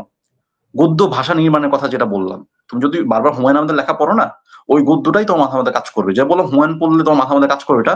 এখন আর লেখক যদি না সচেতন ভাবে আমি হুমায়ূন আহমেদের মতো লিখতে চাই, বিকজ আমি হুমায়ূন আহমেদের করে লিখলে পাঠক আমাকে গ্রহণ করবে সেকেন্ড হুমায়ূন হিসাবে, হ্যাঁ, তাহলে এটা খুব খুব বাজে। যেই যেভাবে করুক না কেন, এটা খুবই বাজে। তবে এখান থেকে বের হতো, আমি বললাম একটা কথা বলি কি ভাই, এখনকার যে সাহিত্য চর্চাটা হয় না, আমি একদম ব্যক্তিগতভাবে যেটা আমার পর্যবেক্ষণ যেটা দেখলাম, যে কোন লেখক আসলে পরিশ্রম করতে চায় না। কোন লেখক আসলে পরিশ্রম করে পড়াশোনা করে লিখতে চায় না। তারা আমি আমার আমার অসংখ্য চেনা জানা লেখক, আমি কারো নাম বলবো না। তারা প্রতিযোগিতা করে যে একদিনে কিভাবে ১০,০০০ শব্দ লিখা যায়। একদিনে কিভাবে ২০,০০০ শব্দ লিখা যায়। একটা বই কিভাবে ৩ দিনে শেষ করা যায়। যেমন খুব প্রাউডলি তারা মেলার মাঠে এসে বলে, "আসলে সময় পাচ্ছিলাম না একদমই ভাই, বুঝছো আসিফ, একদমই সময় পাওয়া যায় না। ওই গত ৪-৫ দিন আগে গত সপ্তাহে বসছিলাম। ৩ দিনে লেখা শেষ করে দিছি। ২২০ পৃষ্ঠার লেখা হয়ে গেছে আলহামদুলিল্লাহ। প্রকাশককে পান্ডুলিপি জমা দিছি। প্রুফটাও মনে হয় ঠিকঠাক দেখা হয়নি। ছাপাইয়া দিছে। মেলা খুব মানে মুখোমুখি তো, সময় হচ্ছে না।" তো এই যদি অবস্থা হয় তাহলে তুমি কি বলবা? তার লিখার জন্য সময় নাই কিন্তু সে লিখতেছে। মানে আসলে প্রতিযোগিতা চলে রাতারাতি কিভাবে লিখা যায়। আমি বলছি হ্যাঁ, না, বিখ্যাত অনেক উপন্যাস রাতারাতি লিখছে। যে হুমায়ূন আহমেদের আম 'শঙ্খনির কারাগার' এটা কিন্তু এক রাতে লেখা উপন্যাস। কিন্তু সেটা তার ওই পঠন-পাঠন ছিল। তার দীর্ঘ সময় পড়ালেখা ছিল। ওইজন্য লিখতে পারছেন উনি। ওই গল্পটার মধ্যে উনি বাস করতেন, তাই লিখতে পারছেন। মনে হবে লিখে ফেলেছেন, কিন্তু গল্পটা তার মাথার মধ্যে অনেকদিন ধরে কাজ করছিল। তো ওই জায়গা থেকে তো ভাই কখনো সম্ভব না বিষয়টা। হবে না। ওই লেখা তুমি পুরো কোনো ফিল পাবা না। ৩ রাতে একটা লেখা লিখা, ৩ বছর একটা লেখা লিখা অনেক বেশ কম। হুম। আচ্ছা আর ভাই, হুমায়ূন অ্যা ধারার অনেকক্ষণ এক টপিক নিয়ে কথা বললাম। একটু ডিফারেন্ট দিকে যাই। যে আমাদের অবশ্যই, বইয়ের অবশ্যই। ইন্ডাস্ট্রির ব্যাপারে, যে বইয়ের ইন্ডাস্ট্রি আপনি ১ম একেবারে শুরুর দিকে বলছিলেন যে বইয়ের ইন্ডাস্ট্রি আমাদের বাইরের দেশের ইন্ডাস্ট্রি গুলোর মতো না। বইকে একটা ইন্ডাস্ট্রি এই হিসাবেই আমাদের দেশে দেখা হয় না। সো আমাদের ইন্ডাস্ট্রি যে পিছিয়ে পড়ার মেইন রিজন টা কি? বা এটা থেকে কিভাবে বের হতে পারি আমরা? আচ্ছা, এবার আমি তোমাকে বলি। এই যে আমি শুরুতে কিন্তু কথাটা বলছিলাম যে, আমাদের প্রকাশকরা শুধু ভাবেন যে বইটার প্রকাশ করাই দায়িত্ব। এখন পাঠক এসে খুঁজে নিবে যে বইটা তারা পড়বে। এটা একসময় কিন্তু হতো। কিন্তু সেটা পরবর্তীতে এসে টিকে নাই। হুম, রবীন্দ্রনাথের কিন্তু নিজের বইয়ের জন্য বিজ্ঞাপন দিয়েছেন, তিনি নিজেও কিন্তু অনেক জায়গায় বিজ্ঞাপন করছেন, ঠিক আছে? তো তোমার ব্যাপারটা হচ্ছে এটা লেখকের জায়গা থেকে, আমি প্রকাশকের জায়গা থেকে কথাগুলো বলি, তাও লেখকের জায়গা থেকে বলবো। তো প্রকাশককে চিন্তা করতে হবে এটা প্রোডাক্ট, এটা সৃজনশীল প্রোডাক্ট। তো এটা যেমন ইনভেস্টমেন্ট হয়েছে, একটা বই ছাপতে বইয়ের দাম যে 500 টাকা হয়, অন্তত তার একটা বই ছাপতে 200 টাকা খরচ গেছে, এটা ইনভেস্টমেন্ট তার, এটা পাবলিক কিনবে এই বইটাকে, তাহলে সেটা কি প্রোডাক্ট, তাই তো? এটা টাকা দিয়ে কিনতেছে, তো ফ্রি না, বই তো আমরা কেউ ফ্রিতে নিচ্ছি না, তাই না? কিনে নিচ্ছি। তো যেহেতু প্রোডাক্ট, এটাকে মার্কেটিং করতে হবে, এটাকে নিয়ে পৌঁছাতে হবে সব জায়গায়, সৃজনশীল প্রোডাক্ট যেহেতু আত্মার খোরাক। তো আমাদের প্রকাশনাটাকে মনে মনে করো এটা খুব একটা জিনিস, বইটা খুব একটা কাউকে বলা যাবে না, এটা খুব গোপনে রাখার জিনিস, এটাকে ভাঁজ করে সুন্দর করে রেখে দিতে হবে। কেউ যদি সে আস্তে করে বলে আচ্ছা অমুক বইটা আছে দেওয়া যাবে, তখন সে বের করে দিবে গোপনে, হ্যাঁ ভাই আছে নিয়ে যান। খুব গুপ্ত একটা জিনিস, হয়তো সেটা আস্তে আস্তে সরব হচ্ছে, কিন্তু একটা গতানুগতিক জায়গায় ফেসবুকে একটা ব্যানার করে অমুক লেখকের বই আসছে বা ওই বইটা প্রি অর্ডার হচ্ছে, কিন্তু এর বাইরে গিয়ে কথা বলার জায়গা নেই। আমি একটা আউট অফ দ্য টপিক একটা কথা বলি। আমি ওদিন শাহরুখ খানের একটা ইন্টারভিউ দেখছিলাম, ইন্টারভিউ না, ওনাকে একটা অ্যানালাইসিস ভিডিও দেখতেছিলাম। তো তুমি জানো যে ইন্ডিয়ার মধ্যে কিন্তু খুব একটা আগে মুভি মুভি প্রমোশন হতো না, এখন যে বুজ খলিফার মধ্যে যে মুভির ট্রেলার দেখানো হয়, টিজার দেখানো হয়, পোস্টার দেখানো হয়, এটা কিন্তু শাহরুখ খানই শুরু করছেন। শুধু বুজ খলিফা না, মানে ফিল্ম মার্কেটিং এর জন্য আলাদা একটা বাজেট রাখা হয়, ঠিক আছে? এটা কিন্তু মানে ইন্ডাস্ট্রি, আমাদের বলিউড ইন্ডাস্ট্রি শাহরুখ খান শুরু করছেন। তো উনি দেখলেন যে যে তোমার কি বলে যে শুধু আমাদের ফিল্মটা রিলিজ হচ্ছে এখানে, মানে আমাদের ভারতে রিলিজ হচ্ছে, পার্শ্ববর্তী কয়েকটা দেশে রিলিজ হচ্ছে, কিন্তু আমাদের যে পুরো বহিরা বিশ্বে মানুষজন ছড়িয়ে আছে, অন্তত 200 জন মানুষের মধ্যে 20 জন মানুষ ভারতীয়, ঠিক আছে? তো এই যে একটা বড় মার্কেট, ওখানে ধরতে হবে, পৌঁছাতে হবে, তাতে মার্কেটিং করতে হবে, আমার ওখানে দৌড়াতে হবে। কেউ তো গিয়ে হুট করে বইটা আমার সিনেমাটা নিবে না, মার্কেটিং করতে হবে। তো এই মার্কেটিং এর যাত্রাটা উনি প্রথম শুরু করেন। তো ওনারা সিনেমা যদি শাহরুখ খানের মতো মানুষ, এত জনপ্রিয় মানুষ যার নামে টিকিট বিক্রি হয়, তিনি যদি চিন্তা করেন যে মার্কেটিং করতে হবে, সিনেমা মার্কেটিং আলাদা বাজেট রাখতে হবে, তাহলে আমরা কোন ক্ষেতের মূলা ভাই? আমরা কি শাহরুখ খানের চাইতে বড় হয়ে গেছি? এত জনপ্রিয় যে আমাদের নামেই খালি বই রমরমা বিক্রি হবে। তো আমাদের তো কাজ করতে হবে, বইটাকে ভাবতে হবে এটা সৃজনশীল প্রোডাক্ট, এটাকে ওভাবেই কাজ করতে হবে, বই নিয়ে কথা বলতে হবে। আমি যে এই যে পত্রিকা বিনোদন পাতার পাতার বাইরে যেটা বইয়ের পাতা দরকার, এটা কেন বললাম? এই জন্যই বললাম এটা ইন্ডাস্ট্রি হিসাবে দেখতে হবে। আমাদের প্রকাশকরা এটাকে ইন্ডাস্ট্রি হিসাবে দেখেন না, তারা কেবল দেখেন এটা খুব গোপন জিনিস, গোপনে থাকবে, গোপন ভাবে এটার কাজ হবে। এটা যে ছড়িয়ে দেওয়ার জিনিস, এটা যে প্রতিটা অ্যাঙ্গেলে কথা বলার জায়গা, এটা নিয়ে যে প্রতিদিন টেলিভিশনে গসিপ হওয়ার দরকার। আজকে আমরা গসিপ করি না যে ওই সিনেমাটার স্ক্রিপ্ট মানে রিলিজ, ওই সিনেমার একটা ক্লিপ ইয়া হয়ে গেল, লিক হয়ে গেল, অমুক নায়কের ওই হইলো, তমুক নায়কের সে হলো। আমাদের লেখক পাড়াটা নিয়েও ইন্ডাস্ট্রি নিয়ে এমন হওয়া উচিত। অমুক বইয়ের একটা পৃষ্ঠা রিলিজ হয়ে গেছে, লিক হয়ে গেছে, অমুক বইয়ের তোমার এই যে কি বলে যে স্পয়লার হয়ে গেছে, এরকম কিছু করা উচিত, মানে এরকম কিছু হওয়া উচিত, বইটাকে এভাবে এই জায়গায় নিয়ে যাওয়া উচিত। তো এরা যদি, এটা আমাদের সচেষ্ট হতে হবে। লেখককে আমি যদি একজন এক যে কোনো জায়গা থেকে বলি সেটা হবে না, এটা সবাইকে সম্মিলিত ভাবে চেষ্টা করতে হবে। কারণ আমাদের ম্যাক্সিমাম প্রকাশকরা একটা সীমাবদ্ধ জায়গায় চিন্তা করে, তারা চিন্তা করে প্রি অর্ডার দিয়ে দিছি, ফেসবুকও হয়ে যাবে, রকমারিতে চাইলে হয়ে যাবে, আর কিছু লাগবে না। কিন্তু এর বাইরে অনেক বড় বড় জায়গা আছে। আমি তুমি জানো কিনা ঠিক আমি জানি না, বইয়ের ট্রেলার রিলিজ করছি, এটা তোমরা জানো কিনা জানি না আমি জিনিসটা। হ্যাঁ হ্যাঁ, জানি জানি, অবভিয়াসলি জানি, জানবো না কেন এটা। আচ্ছা, বইয়ের ট্রেলার আমি চিন্তা করলাম এটা বলে দিই, এখন আমি বলে দিই কথাটা, এটার সাথে শেষ করে দিই, এটা কেন করলাম শেষ করে দিই। বইয়ের ট্রেলার রিলিজ করার জায়গাটা হলো এই জায়গায় যে তোমার, আমি যখন দেখলাম যে আচ্ছা বইয়ের ট্রেলার আমরা দেখছি অনেক জায়গা থেকে ভিডিও কাট করে এনে বসায় দাও, আমি অ্যাকচুয়ালি ওইটাই করছি, কিন্তু এছাড়া উপায় নাই। কিন্তু ওভাবে অন্যভাবে করার চেষ্টা করছি, একটু একটু মানে ওইভাবে অন্যভাবে করার চেষ্টা করি, সিনেমার ট্রেলার যেভাবে হয় ওভাবে বানানোর চেষ্টা করছি। জানি না কতটুকু সফল, এটা তোমরা বলবা, আমি আমার কথা বলতেছি। তো সেই জায়গা থেকে আমি যখন ইয়ে করলাম, আমি চিন্তা করলাম যে আমি ট্রেলারটা ফেসবুকে রিলিজ করবো না, ইউটিউবে রিলিজ করবো, আমি রিলিজ করবো তোমার ইয়েতে, সিনেপ্লেক্সে। মজার বিষয় কি জানো আবির, আমি কিন্তু কখনো সিনেপ্লেক্সে যাইনি এবং কোনো সিনেমা হলেও যাইনি। সত্য কথা, আমি জীবনও সিনেমা হলে যাইনি, সিনেপ্লেক্সে যাইনি। আমি যত সিনেমা দেখছি তোমার ফোনে। তো ওই জায়গা থেকে আমি চিন্তা করলাম আমি যাবো, আমি ওখানে এই কাজটা করবো, করতে চাই, দেখাইতে চাই এই কাজটা এইখানে এইভাবে যে বইয়ের কাজ করানো যায়। আমি যখন তাদের সাথে কথা বললাম, তারা বললো এটা কখনো সম্ভব নাকি, বইয়ের ট্রেলার দেখানো, আমি অবশ্যই দেখানো যাবে। তো ওটা ম্যানেজিং এর সাথে কথাবার্তা হলো, তারপর এটা দেখালাম। যখন এই কাজটা যখন অনেককে বলার চেষ্টা করলাম যেমন হয়, তারা বলে এটা কি সম্ভব নাই, কখনো সম্ভব, এটা হয়। তো দেখো কিন্তু বিদেশের মধ্যে প্রতিটা জায়গার মধ্যে সিনেমার ট্রেলার সাথে বইয়ের ট্রেলার করা হয়। একটা বই আসার 2 বছর আগে থেকে ওই বইয়ের প্রচ্ছদ দিয়ে তোমার বইয়ের অ্যানাউন্সমেন্ট পোস্টার দিয়ে তোমার গেঞ্জি হয়, কাপ হয়, রেস্টুরেন্টের মধ্যে তোমার বিলবোর্ড করা, রেস্টুরেন্ট ছোট ছোট করে রাখা হয় যে এই লেখক এখানে আসবেন। তারপর বাসের মধ্যে বিলবোর্ড করা হয়, ট্রেনের মধ্যে করা হয়, পোস্টার লাগানো থাকে। তো আমরা অনেক পিছিয়ে, ওই যে বললাম আমরা ইন্ডাস্ট্রি হিসাবে দেখি না এটাকে, এটাকে একটা গুপ্ত জিনিস হিসাবে দেখি, হ্যাঁ গুপ্ত কাজ হিসাবে দেখি। তো ওই জায়গাটা থেকে আস্তে আস্তে বেরিয়ে এখন হয়তো আস্তে আস্তে আসবে, ধীরে ধীরে আসবে, তবে অনেক সময় লাগবে, অনেক সময় লাগবে, অন্তত আরো 10টা বছর 15টা বছর লাগবে। তো এই একটা হ্যাঁ, বিষয় আর কি। হ্যাঁ, লেখকদের নিয়ে বা লেখালেখি নিয়ে যেহেতু কথা বলছি, সো আপনার কি মনে হয় লেখক হিসাবে কতটা জনপ্রিয় আসলে হওয়া সম্ভব? বা কত আহ, যদি একেবারে মানে ওই যে বাংলাদেশের পেপার পত্রিকা একটা গতানুগতিক প্রশ্ন করে না সব লেখককে, যে কত বই বিক্রি হলে বিক্রি হয়েছে, So, কত বই বিক্রি হলে আসলে একজনকে জনপ্রিয় লেখক বলা যায়, আপনার কি ধারণা? বা কত আচ্ছা, মানুষের কাছে পৌঁছাতে পারলে? আচ্ছা। এখন আমি তোমাকে বলি, এটা আমার কথা না, এটা সমরেশ মজুমদারের কথা।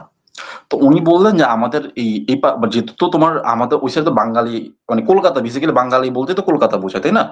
বা তো ওই পাশে তো আর বাঙালি ছাড়া আর কানাডা, তোমার এই যে কি বলে তামিলের মানুষ তো আর বাংলা বই পড়বে না।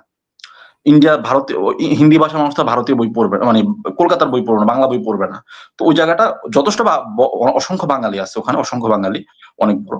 তো ওখানের মধ্যে উনি বললো যে একটা বই 3,000 4,000 কপি বিক্রি হয়ে নাকি জনপ্রিয় লেখক বলে। এটা আমার কথা না, এখন তার বেশি হতে পারে সংখ্যাটা, ধরো 5,000 10,000 হতে পারে। ঠিক আছে, এখনকার সময় তো এটা হিউজ বড়। তো ওই যে বললাম যে এখন আমার দেখতে হবে যে বই পড়ছে কারা। তোমার দেখতে হবে, আমি আমি যদি বলি ধরো 100 জন মানুষ আমরা, 100 জন মানুষ থেকে 10 জন মানুষ বই পড়ে। সে 10 জন মানুষ থেকে 10 জন মানুষ বই পড়ে 10 রকম বই। সে 10 জন মানুষ থেকে 5 জন একটা বই পড়লো, ঠিক আছে, আর 5 জন এই বইটা গ্রহণ করলো না বা পড়লো না, জানলো না। তাহলে কি এই বইটা জনপ্রিয় বলা যায় না? যেহেতু 100 জন থেকে 10 জন এই বই পড়ে, কেবল বই পড়ে, আর 90 জন বই পড়ে না। সেই 10 জন থেকে 5 জন একটা বই পড়লো, এটা নিয়ে খুব কথা বললো, আলোচনা করলো, তাহলে কি বলবা? জনপ্রিয় বই না বা জনপ্রিয় লেখক না? কারণ আর 90% তো বই পড়তেছে না, 10% তো বই পড়তেছে। তাহলে 10% থেকে আবার 5% চলে আসতেছে, তাহলে 95 বাদ দিলাম, 5%। তোমার আগে চিন্তা করতে হবে যে কতগুলো মানুষ বই পড়ে, সেই জায়গাটাকে চিন্তা করতে হবে। সেই চিন্তা করার পর কি তোমার দেখতে হবে যে ওই জায়গার মানুষ যদি 10% হয়, 10% থেকে কতগুলো মানুষ গ্রহণ করলো। ঠিক আছে, যেহেতু আমাদের বইটা এখনো ওভাবে বললাম না যে বইটা এখন নিত্যদিনের সঙ্গী হয়ে উঠতে পারেনি, তো সেই জায়গা থেকে আমি ওই হিসাবটা আমার বের করতে হবে। আর সিনেমার কথা বললে সবাই আমরা সিনেমা দেখি, এখন কে কোন জনরা দেখি সিনেমা দেখি। আগে এখন ধরো যে তোমার কাছে যদি আগে যেটা হইতো যে একটা উদাহরণ দিই, যে একটা একটা সিনেমা যদি বের হয়, সিনেমাটা দেখবো কিনা সেটা প্রশ্ন। যদি 5টা সিনেমা বের হয় তখন কোন সিনেমা দেখবো সেটা বিষয় না। আমাদের বই পড়ার মানুষই তো কম, মানে পরেই 10টা মানুষ, তাহলে সংখ্যাটা এখানে কম হওয়াটাই স্বাভাবিক। যখন আমাদের 100 মানুষ থেকে যখন 50 জন মানুষ বই পড়বে, সেই 50 জন থেকে যদি কেবল 5জন বই পড়লো আর 5 জন পড়ে বললো জনপ্রিয়, তাহলে তো সমস্যা আছে, তা তো সমস্যা, আসলেই সমস্যা। কিন্তু যদি পুরো 50 জন থেকে 30 জন পড়লো, 30 জনের মাঝখানে তিনি জনপ্রিয়, তাহলে বলা যায় অবশ্যই জনপ্রিয় মানুষ। আমি সংখ্যাটা ছোট করে বললাম, বেশি বড় করলাম না। এখন তুমি সেটা অন্য দর্শকরা আশা করি বুঝতে পারবেন বিষয়টা। তাহলে এটা কোটিতে চিন্তা করি, কোটিতে চিন্তা করি বাংলাদেশে কতটুকু বই বিক্রি হয়, সেটা সেটা ওখান থেকে ক্যালকুলেট করে বের করেন, ছোট করে বললাম সংখ্যাটা। ব্যাপারটা বুঝতে পারছো? হ্যাঁ, জি, জি, জি। আমি জানি না তুমি স্যাটিসফাইং তো পাচ্ছ কিনা, বুঝতেছি না আসলে। আমার হ্যাঁ, কাছে মনে হচ্ছে আমার ভালো লাগতেছে। আমি আমার এক্সপ্রেশন এইরকম, আমার এক্সপ্রেশন এইরকম হয়তো এই জন্য। আমার কাছে মনে হয় বুঝছো, দর্শক বকা দিবে যে কি কথাবার্তা বলে, মানুষটা কথা বলতেই জানে না, আসলে কি জন্য ওকে আনছো। ভাই, নিজের তো কোনো এখানে কথা ইন্টারেস্টিং কথা বলি একটা, আমার স্টুডেন্টরা বলে আমার এক্সপ্রেশন নাকি এরকম, ওদের কাছে মনে হয় যে সামনে থাকলে আমি ওদের হচ্ছে ডাস্টার ছুঁড়ে মারতাম বা ওদের ধরে পিটাইতাম, এরকম নাকি মনে হয়। না, আমার কাছে মনে হচ্ছে তুই আমি কথাগুলো বলতে অন্য কিছু নিয়ে চিন্তা করতেছো, এটা মনে হচ্ছে আসলে। না, না, না, না, না, না, আমার ক্যামেরা হচ্ছে উপরের দিকে আর স্ক্রিনটা হচ্ছে নিচের দিকে, এই জন্য বোঝাচ্ছে যে আমি অন্যদিকে তাকাই আছি। জন্য আমি অন্য কোনো দিকে তাকাচ্ছি না। আমার ডিস্ট্রাকশনের মতো কিছুই নাই এখানে আশেপাশে। আচ্ছা, যেইখানে ছিলাম হুম, আমরা, যে লেখকের কথা বলছিলেন, যে জনপ্রিয় লেখকের হুম। কথা। আচ্ছা, অন্য ফিল্ডে যেরকম খুব বেশি টাকা পয়সা ইনকাম করা যায়। একজন আ যে লেটস সে একজন মুভি করে। সো একজন নায়ক যেরকম টাকা ইনকাম করতে পারে বা অন্য যেকোনো ফিল্ডে একজন যেরকম টাকা ইনকাম করে। লেখক হিসেবে কি আসলেই খুব বেশি টাকা পয়সা ইনকাম করার সুযোগ আছে? আচ্ছা, আসলে আমাদের ইন্ডাস্ট্রিতে যেটা হয় যে একটা বই ধরো যে 100 টাকা যদি হয়, ঠিক আছে, সে 100 টাকা থেকে তোমার যে পাইকারি যে কিনে নিবে, সে 40% দিয়ে কিনে, আর 60% থাকে লেখক এবং প্রকাশকের। সেখান থেকে প্রকাশক তার বই ছাপতে হয়তো বা 30 টাকা যাচ্ছে। হুম, তো 30 টাকা গেলে সে লেখককে দিচ্ছে ওখান থেকে 60% থেকে দিচ্ছে 15%, মানে 15 টাকা আমি পাবো ওখান থেকে। ঠিক আছে, আর 45 টাকার মধ্যে তার লাভ এবং তার কষ্ট। ব্যাপারটা বুঝতে পারছো? তো তুমি যদি চিন্তা করো যে তোমার বইটা আসলে 15% মানে মানে খুব কম, আবার বলা যায় যে খুব কমও না। মোটামুটি যদি 20% হইতো তার একটু ভালো হইতো যদিও, যাই হোক সেটা আমি বলি। এখন আসলে বিষয়টা কি যে বাংলাদেশের ক্ষেত্রে বই লিখে এখন আমি যেটা মনে করি আসলে বর্তমান সময়ে যদি কেউ লেখক একদম নিয়মিত লিখেন এবং বেশ ভালো জনপ্রিয় হন, আমি মনে করি বই লিখে তিনি জীবনটা পার করতে পারবেন। এখন আমি তোমাকে বলি, আমার একটা আসিফ আহমদের বই আসলো, এই বইটা 5,000 মানুষ কিনলো। ব্যাপারটা বুঝছো? 5,000 মানুষ কিনলো, সেখান থেকে একটা ভালো টাকা আসতেছে। আবার এই বইটা যখন ইবুকে যাবে সেখান থেকে একটা টাকা আসবে। আবার এই বইটা যখন অডিওতে, এখন অডিও বই কিন্তু শুনে, তুমি তুমি তো জানো মনে হয় ইবুক এখন খুব জনপ্রিয়। বেসিক্যালি মানুষ এখন হার্ড কপ মানে বই থেকে ইবুক বেশি কিনতেছে। ইবুকে যখন যাবে সেখান থেকে একটা টাকা আসবে। আমি যখন এটা যখন আবার নাটক সিনেমাতে যাবে সেখান থেকে একটা টাকা আসবে। আবার যখন এটা যখন অডিওতে যাবে সেটা টাকা আসে। একটা বই থেকে না তুমি অনেকভাবে রেভিনিউ নিতে পারবা।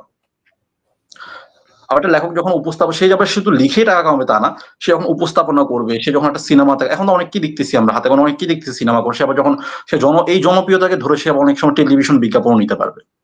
তো একটা লেখক যদি জনপ্রিয় হয়, মানে লিখে যখন সে পাঠক প্রিয় হবে, তার অনেকগুলা কাজ করার জায়গা, শুধুমাত্র লিখে যে তার টাকা ইনকাম করতে হবে চলতে হবে তা না, লেখার বাইরে সে টেলিভিশনে গিয়ে প্রোগ্রাম করতে পারবে, সে সিনেমাতে কাজ করতে পারবে, সিনেমাতে স্ক্রিপ্ট লিখতে পারবে। হ্যাঁ, অনেকগুলো জায়গা আছে। এখন সে কতটুকু পাঠক প্রিয়, সে কতটুকু পাঠকের কাছে পৌঁছচ্ছে সেটা বিষয়। চাইলে অবশ্যই সম্ভব জনপ্রিয় হওয়া, টাকা রোজগার করা এবং সে টাকা দিয়ে চলাটা অসম্ভব কিছু না। সে যদি ওই ওই জায়গায় চলে যায়, আর ওই জায়গায় কয়জন যেতে পারছে, তার ওই জায়গায় যাওয়ার কয়জন ধৈর্য আছে সেটা হলো বিষয়। এখানে ধৈর্য, সময় দেওয়া দুটো হলো বিষয়। এখন যদি আমি দিই সেখানে আমিও যাব, তুমি দিলে তুমিও যাবা, এই হলো বিষয়।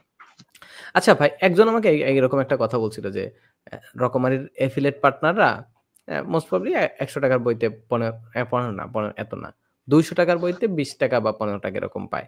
তো হুম। একজন বলছিল যে রকমারি একজন এফিলিয়েট যেই টাকা পায় একজন লেখক তার চেয়ে কম টাকা পায়। এটা কি সত্যি আসলে? হ্যাঁ, তুমি যদি 200 টাকা যদি বইয়ের দাম হয় তাহলে ধরো যে 15% দিলে তুমি কয় টাকা পাবা? 30 টাকা পাবা বড় জোর। হুম, হুম। তাহলে তো এর বেশি তো না। হ্যাঁ। সেম বা তার চেয়েও কম অনেক। আচ্ছা ধরো যে 15% কিন্তু হাইস্ট, এটা কিন্তু বলতে ভুলে গেছি। 15% কিন্তু খুবই কম। মানে সরি অনেক বেশি। মানে 15%টা হয় কি, একজন, তুমি যদি একদম ধরো যে মোস্টে চলে যাও বা মোস্টে না যাও, মোটামুটি বই যায়, তখন কিন্তু তুমি 15% পাবা। অনেকের ক্ষেত্রে হয় কি 10% দেয়, 14% দেয়, 12% দেয়। আমি অনেককেই চিনি 10% পায়, 7% পায়। ওরা লেখক টু লেখক ভ্যারি করে আসলে, হুম, বুঝতে বুঝছো? পেরেছি। হ্যাঁ, হ্যাঁ। আচ্ছা, এইরকম একটা কথা প্রচলিত আছে না যে বাংলাদেশের পার্সপেক্টিভ থেকে কখনো আসলে বই লিখে জীবিকা নির্বাহ করা যায় না। আপনি কি রাজীব হোসেন সরকারকে চিনেন? না। উনি হচ্ছে বায়োলজি হেটার্স নামে একটা এডটেক প্ল্যাটফর্ম আছে সেটার ওনার। আ অ্যান্ড উনি হচ্ছে একজন লেখক। আমার আচ্ছা। ধারণা যে উনি ভালোই লেখেন। উনার কয়েকটা বই আছে। পাগলি তোর সঙ্গে ভ্যাবাচাকা জীবন কাটাবো, তারপর মানবী, চন্দ্রগ্রহণ, এরকম কয়েকটা বই আছে। অ্যান্ড আমার কাছে মনে হয় না খুব একটা খারাপ লেখে উনি। ভালোই লেখে। তো উনি ওনার একটা সাক্ষাৎকারে অথবা কোন জায়গায় বলছিল যে বাংলাদেশের পার্সপেক্টিভ ওনার যেই ইচ্ছা, আসল ইচ্ছা হচ্ছে একজন লেখক হওয়া। কিন্তু উনি এডটেক বা এডুকেশন সেক্টর বা অন্য অনেক ফিল্ডের সাথে জড়িত। কারণ হচ্ছে উনার ধারণা বাংলাদেশের পার্সপেক্টিভ থেকে লেখালেখি করে আসলে কখনোই জীবিকা নির্বাহ করা সম্ভব না। এইজন্য উনি একটা সেকেন্ডারি ইনকাম সোর্স রাখছেন। সেকেন্ডারি কি ওইটাই আসলে প্রাইমারি ইনকাম সোর্স, বাট একটা ইনকাম সোর্স রাখছেন। না হলে উনি পুরোপুরি লেখালেখিতে ফোকাস করতেন। বিকজ উনার ড্রিমটা হচ্ছে বা উনার স্বপ্নটা হচ্ছে আসলে লেখক হওয়া। সো এই জায়গা থেকে আমি বলছিলাম যে আসলেই কি বাংলাদেশে সম্ভব কিনা লেখালেখি করে জীবিকা নির্বাহ করাটা? তো তুমি যদি পত্রিকা আর ফেসবুক ভিত্তিক চিন্তা করো, ফেসবুক থেকে লিখে অবশ্যই তুমি টাকা পাবা না। তুমি পত্রিকা লিখে টাকাটা খুব সামান্য। তুমি যদি ধরো যে পত্রিকা, হ্যাঁ পত্রিকার কথা বলি, পত্রিকা লিখেও টাকা পাওয়া যায়। সেটা বিশেষ, এটা সব পত্রিকা না, বিশেষ পত্রিকা এবং ও, ওসব পত্রিকা লিখে টাকা পাওয়া যায়। নামও বলতে পারি, প্রথম আলো হয়তো বা তারপর হলো যে যুগান্তর, বাংলাদেশ প্রতিদিন, তারপর আরো কিছু পত্রিকা আছে যেগুলো পত্রিকা লিখে টাকা পাওয়া যায়। তো এখন তোমার যেটা বিষয় সেটা হলো যে তোমার এটা ভ্যারি করে লেখক টু লেখক, তুমি কোন পর্যায়ে আসছো। ধরো যে তুমি, তোমার বই ধরো যে 5,000 বিক্রি হচ্ছে, ঠিক আছে, তোমার 5,000 তোমার হার্ড কপি বইয়ের পাঠক। আবার কিছু পাঠক আছে ওই টাকা মানে তোমার তোমার লেখা ফেসবুকে পড়ে, ওই হার্ড কপি কিনা সামর্থ্য নাই, কিন্তু তুমি যখন এই বইটা বা অন্য কোনো বই ই বুকে তুমি দিচ্ছ, তারা আবার নিচ্ছে। ব্যাপারটা বুঝতেছো? ই বুকে একটা পাঠক আছে, হার্ড কপি একটা পাঠক আছে। আবার অনেকে আবার বই পড়তে পছন্দ করে না, শুনতে পছন্দ করে। আবার গল্পটা তারা শুনে মজা পায়, তো আবার শুনতেছে তারা। তো এখন ব্যাপার হলো তোমার যদি একটা পাঠক থাকে, মূল নাও তোমার পাঠক লাগবে যে হার্ড কপির পাঠক। তোমার যে হার্ড কপি 10,000 পাঠক থাকে, তাহলে তোমার 5,000 পাঠক, 6,000 পাঠক তোমার, মানে আরো 10,000 পাঠক অন্য অন্য জায়গা থেকে চলে আসবে। তো তোমার যদি ব্যাপারটা হচ্ছে যে তোমার যদি বছরে 2টা বই আসে, সেটা তুমি ডিস্ট্রিবিউশন গুলো তোমার চলা যায়। আবার তুমি তুমি কেবল যে লিখতে হবে, মানে তোমার যে কেবল যে তোমার লিখে টাকাটা এসে তুমি স্যাটিসফাই হবে তা না। ওই জনপ্রিয়তা কাজে লাগে তুমি অন্য জায়গায় কাজ করতে পারবা, টেলিভিশনে যেতে পারবা, রেডিও শো করতে পারবা, উপস্থাপক হতে পারবা, অনেক শো তুমি হোস্ট করতে পারবা, চাইলে তুমি অভিনয় করতে পারবা, সিনেমা, আবার ওই বইটা যদি সিনেমা হয়, ওই যে বললাম তোমার একটা জায়গা তো আগে যেতে হবে ভাই। আমি যদি এখন চিন্তা করি ভাই আমার এখন আমার সবকিছু হওয়া, তা তো সম্ভব না, তোমার টাইম দিতে হবে।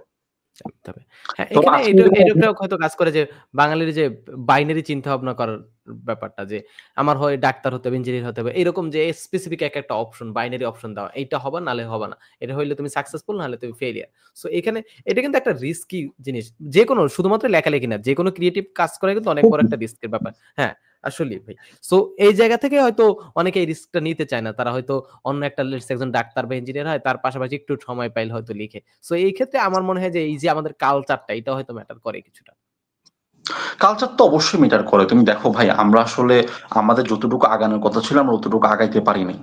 আমরা কেবল এতদিন শুনে আসছি আমরা ডিজিটাল, বা প্রথমে শুনছি ডিজিটাল বাংলাদেশ, এখন উন্নত বাংলাদেশ নাকি লাস্ট স্লোগান জানি কি ছিল ভুলে গেছি, তোমার মনে আছে?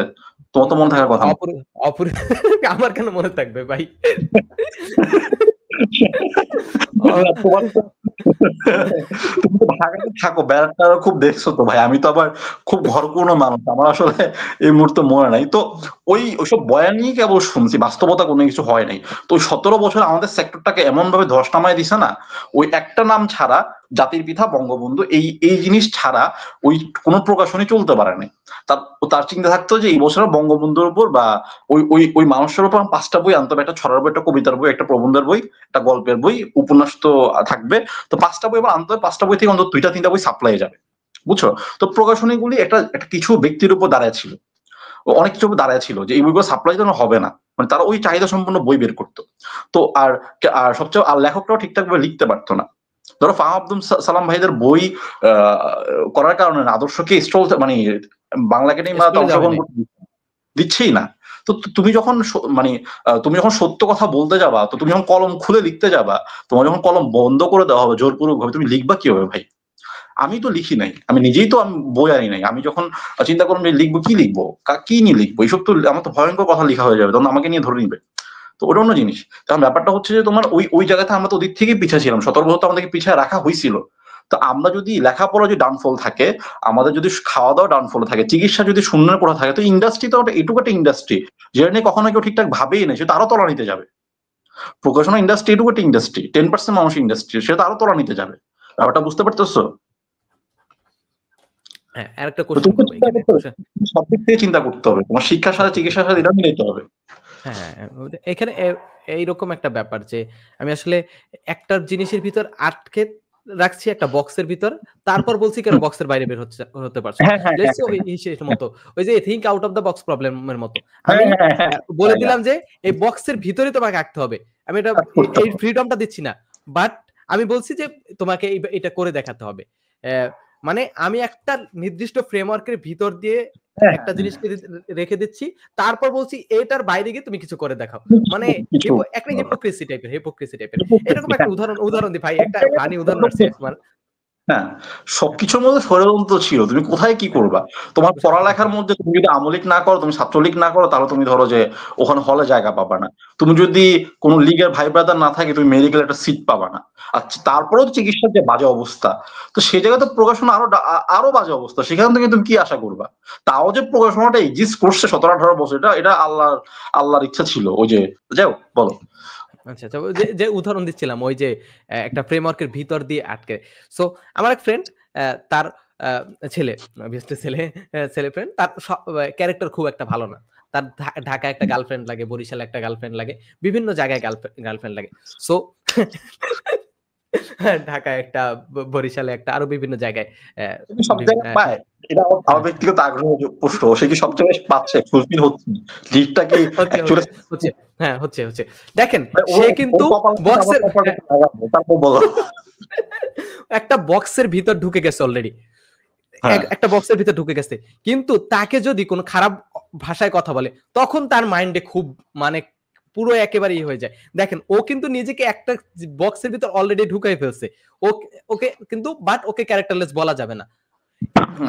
আমার ওই ব্যাপারটা এতদিন বইয়ের ইন্ডাস্ট্রির ব্যাপারটা অনেকটা এরকম। তাকে যদি আপনি বলেন আমরা প্যাথোলজিক্যাল লায়ার বলি, ওকে, সো এখন তাকে যদি প্যাথোলজিক্যাল লায়ার বলে তখন তার খুব একেবারে মাইন্ডে লেগে যায়। সো বইয়ের ইন্ডাস্ট্রির ব্যাপারটা অনেকটা আমি এরকম দেখছি যে আমাকে আমাকে বানানো হয়েছে স্বৈরাচার বানায়, তারপর বলা হয়েছে যে তুমি ক্রিয়েটিভ কেন কিছু করতে পারতেছো না, তুমি কেন এর বাইরে কিছু দিতে পারছো না। ওইটা আমি বলতেছিলাম, অ্যাকচুয়ালি ওটাই আমি বলতেছিলাম, বিষয়টা এটা সম্ভব না কখনো। হ্যাঁ, আচ্ছা আচ্ছা, ঠিক আছে ভাই। অনেকে আমার এই উদাহরণটা প্রায়, এইটা আমি ফ্রেন্ডদের সাথে যখন এই বিষয়ে আলোচনা করি তখন আমি এই উদাহরণটা প্রায় দিই, ওর উদাহরণটা। আচ্ছা ভাই, তুমি সুন্দর করে বলতেছো, হ্যাঁ তুমি যে হ্যাঁ এক মানে বলে দাও না খুব উদাহরণ, আমি কিন্তু ওরকম দিতে পারতেছি না, আমি বোঝানোর চেষ্টা, আমি সবগুলো ভেঙে ভেঙে বলার চেষ্টা করতেছি। হ্যাঁ, আমি সমস্যা নেই ভাই, জানি বুঝবে, আশা করি বুঝবে ভাই। আচ্ছা, তো পাঠক লেখকের সম্পর্কের ব্যাপারে বলি, যেহেতু শেষের দিকে চলে আসছে, যে মানুষ কেন বইমুখী হচ্ছে না, এটার অনেকগুলো কারণ আছে। আর কোনো কারণ কি, লেখকের কি এখানে কোনো দোষ আছে যে মানুষ কেন বইমুখী হচ্ছে না? এখানে লেখক কি কোনোভাবে রেসপন্সিবল? দেখো এটা তো অবশ্যই একই, আমি যদি ঢালাওয়ে প্রকাশকদেরকে দায়ী করি সেটা কিন্তু ভুল হবে। আমাদের অনেক লেখকরা আছেন, তারা ধরো যে মনে করে যে ফেসবুকের প্রোফাইলে আমার লেখার ছবিটা দিয়ে রাখলাম, তারপর দুই তিনটা পোস্ট করলাম, প্রি অর্ডার নিয়ে পোস্ট করলাম, তারপর বই আসছে সেটা নিয়ে পোস্ট করলাম, তারপর হয়ে গেল বড় বই মেলায় গিয়ে দুজন পাঠকের সাথে সেলফি তুললাম, কাজ শেষ। তো এটা লেখকের দায়বদ্ধতা। আমি মনে করি লেখক একটা বই আসার আগে থেকে তার কাজ শুরু করতে হবে, তার একটা প্যানেল তৈরি করতে হবে যেখান থেকে বই নিয়ে কাজ হবে, সব জায়গায় কাজ হবে। তার সে প্রকাশক করুক বা না করুক, তার চিন্তা করতে হবে এই বইটা নিয়ে কত হবে কথা বলা যায়, তার হাতে কলমে বসতে হবে যে আমার এই বইটা নিয়ে নিউজ করাইতে হবে, আমার এই বইটা নিয়ে রিভিউ করতে হবে, আমার পত্রিকা, অবশ্যই পত্রিকায়, নিউজ চ্যানেলে আমি কিভাবে যে বইটা নিয়ে কথা বলতে পারি, তার নিজস্ব চেষ্টা থাকতে হবে। আমি যদি কান্না না করি কেউ তো আমাকে এসে খাবার দিবে না। আমি যদি ক্ষুধার্ত এটা যদি না বলি যে আমি ক্ষুধার্ত, আমি খেতে চাই, আমার মাও তো আমাকে ভাত দিবে না। আমি চুপচাপ যদি ভাব ধরে বসে থাকি, সেটা কিন্তু বিপদ। তোমার যদি ভাই কিছু পাইতে হয়, তোমার নিজেকে আগে বিলীন করতে হবে, ঠিক আছে? তারপরে গিয়ে তুমি বড় হতে পারবে। এখন আমি লিখছি বলেই যে আমি চুপচাপ ভাব ধরে থাকবো তা কিন্তু না, আমারও যেতে হবে, ছুটতে হবে। যেহেতু প্রকাশক যেহেতু তার দায়িত্ব পালন করতেছে না, আমি আমার দায়িত্ব পালন করি ভাই, আমিও দৌড়াই, ঠিক আছে? তো সে জায়গা থেকে লেখকের দায়বদ্ধতা তারও দৌড়াইতে হবে, তারও পাঠকের কথা শুনতে হবে, পাঠকের যাইতে হবে, তার বইয়ের কথা বলতে হবে, যেখান থেকে হোক না কেন তার বই একটা প্ল্যানিং দাঁড় করাইতে হবে, লিখে ক্ষান্ত না।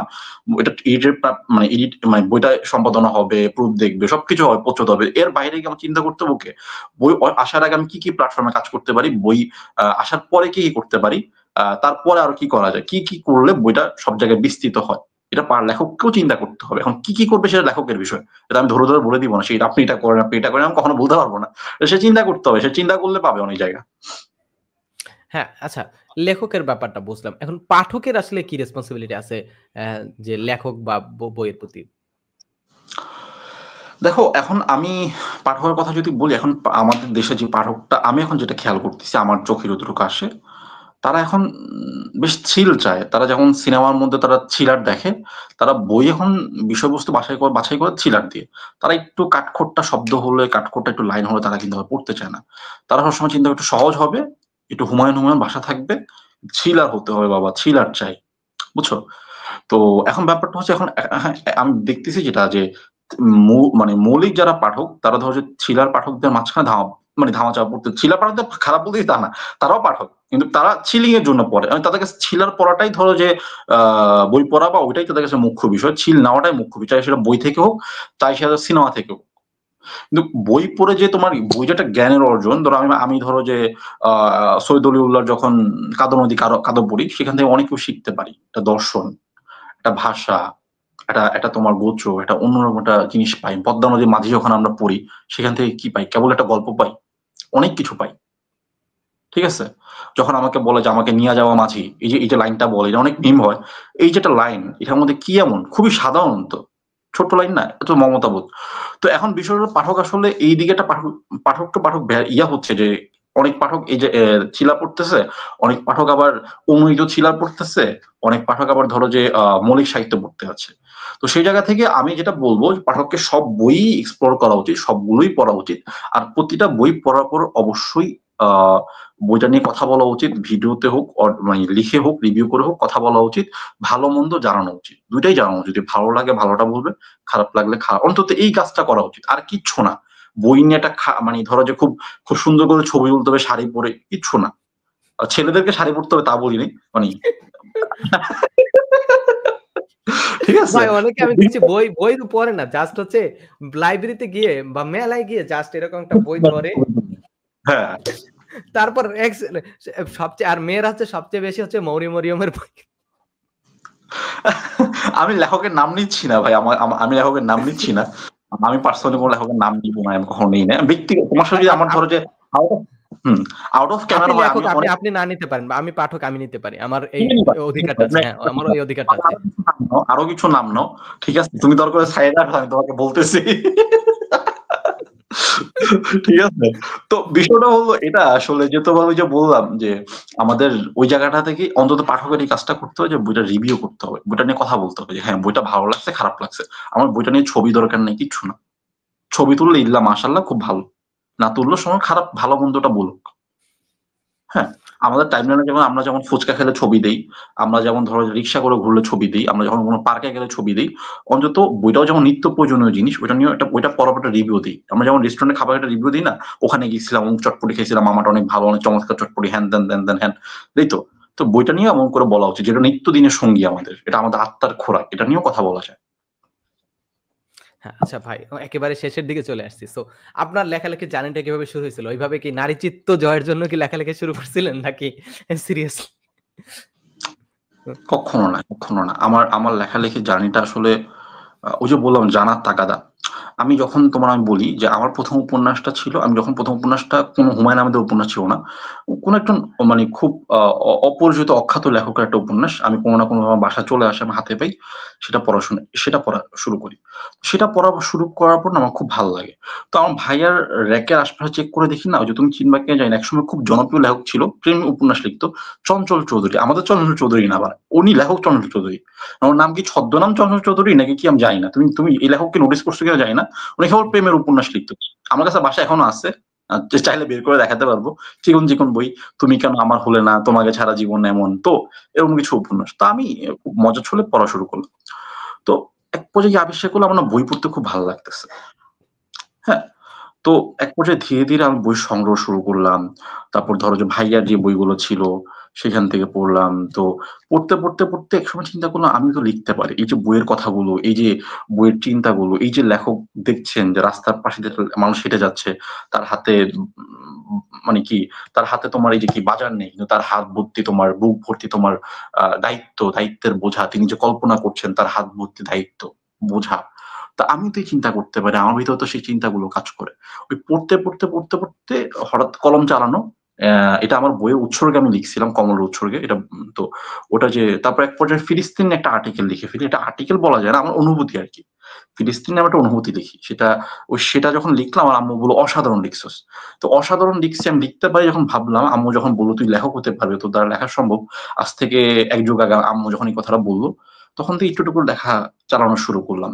তো এখন লেখা ছাড়া আমি নিঃশ্বাস নিতে পারি না, লেখা ছাড়া আমি বাঁচি না। কোন একদিন যদি না লিখি, অন্তত বই যদি না পড়ি আমার ভালো লাগে না।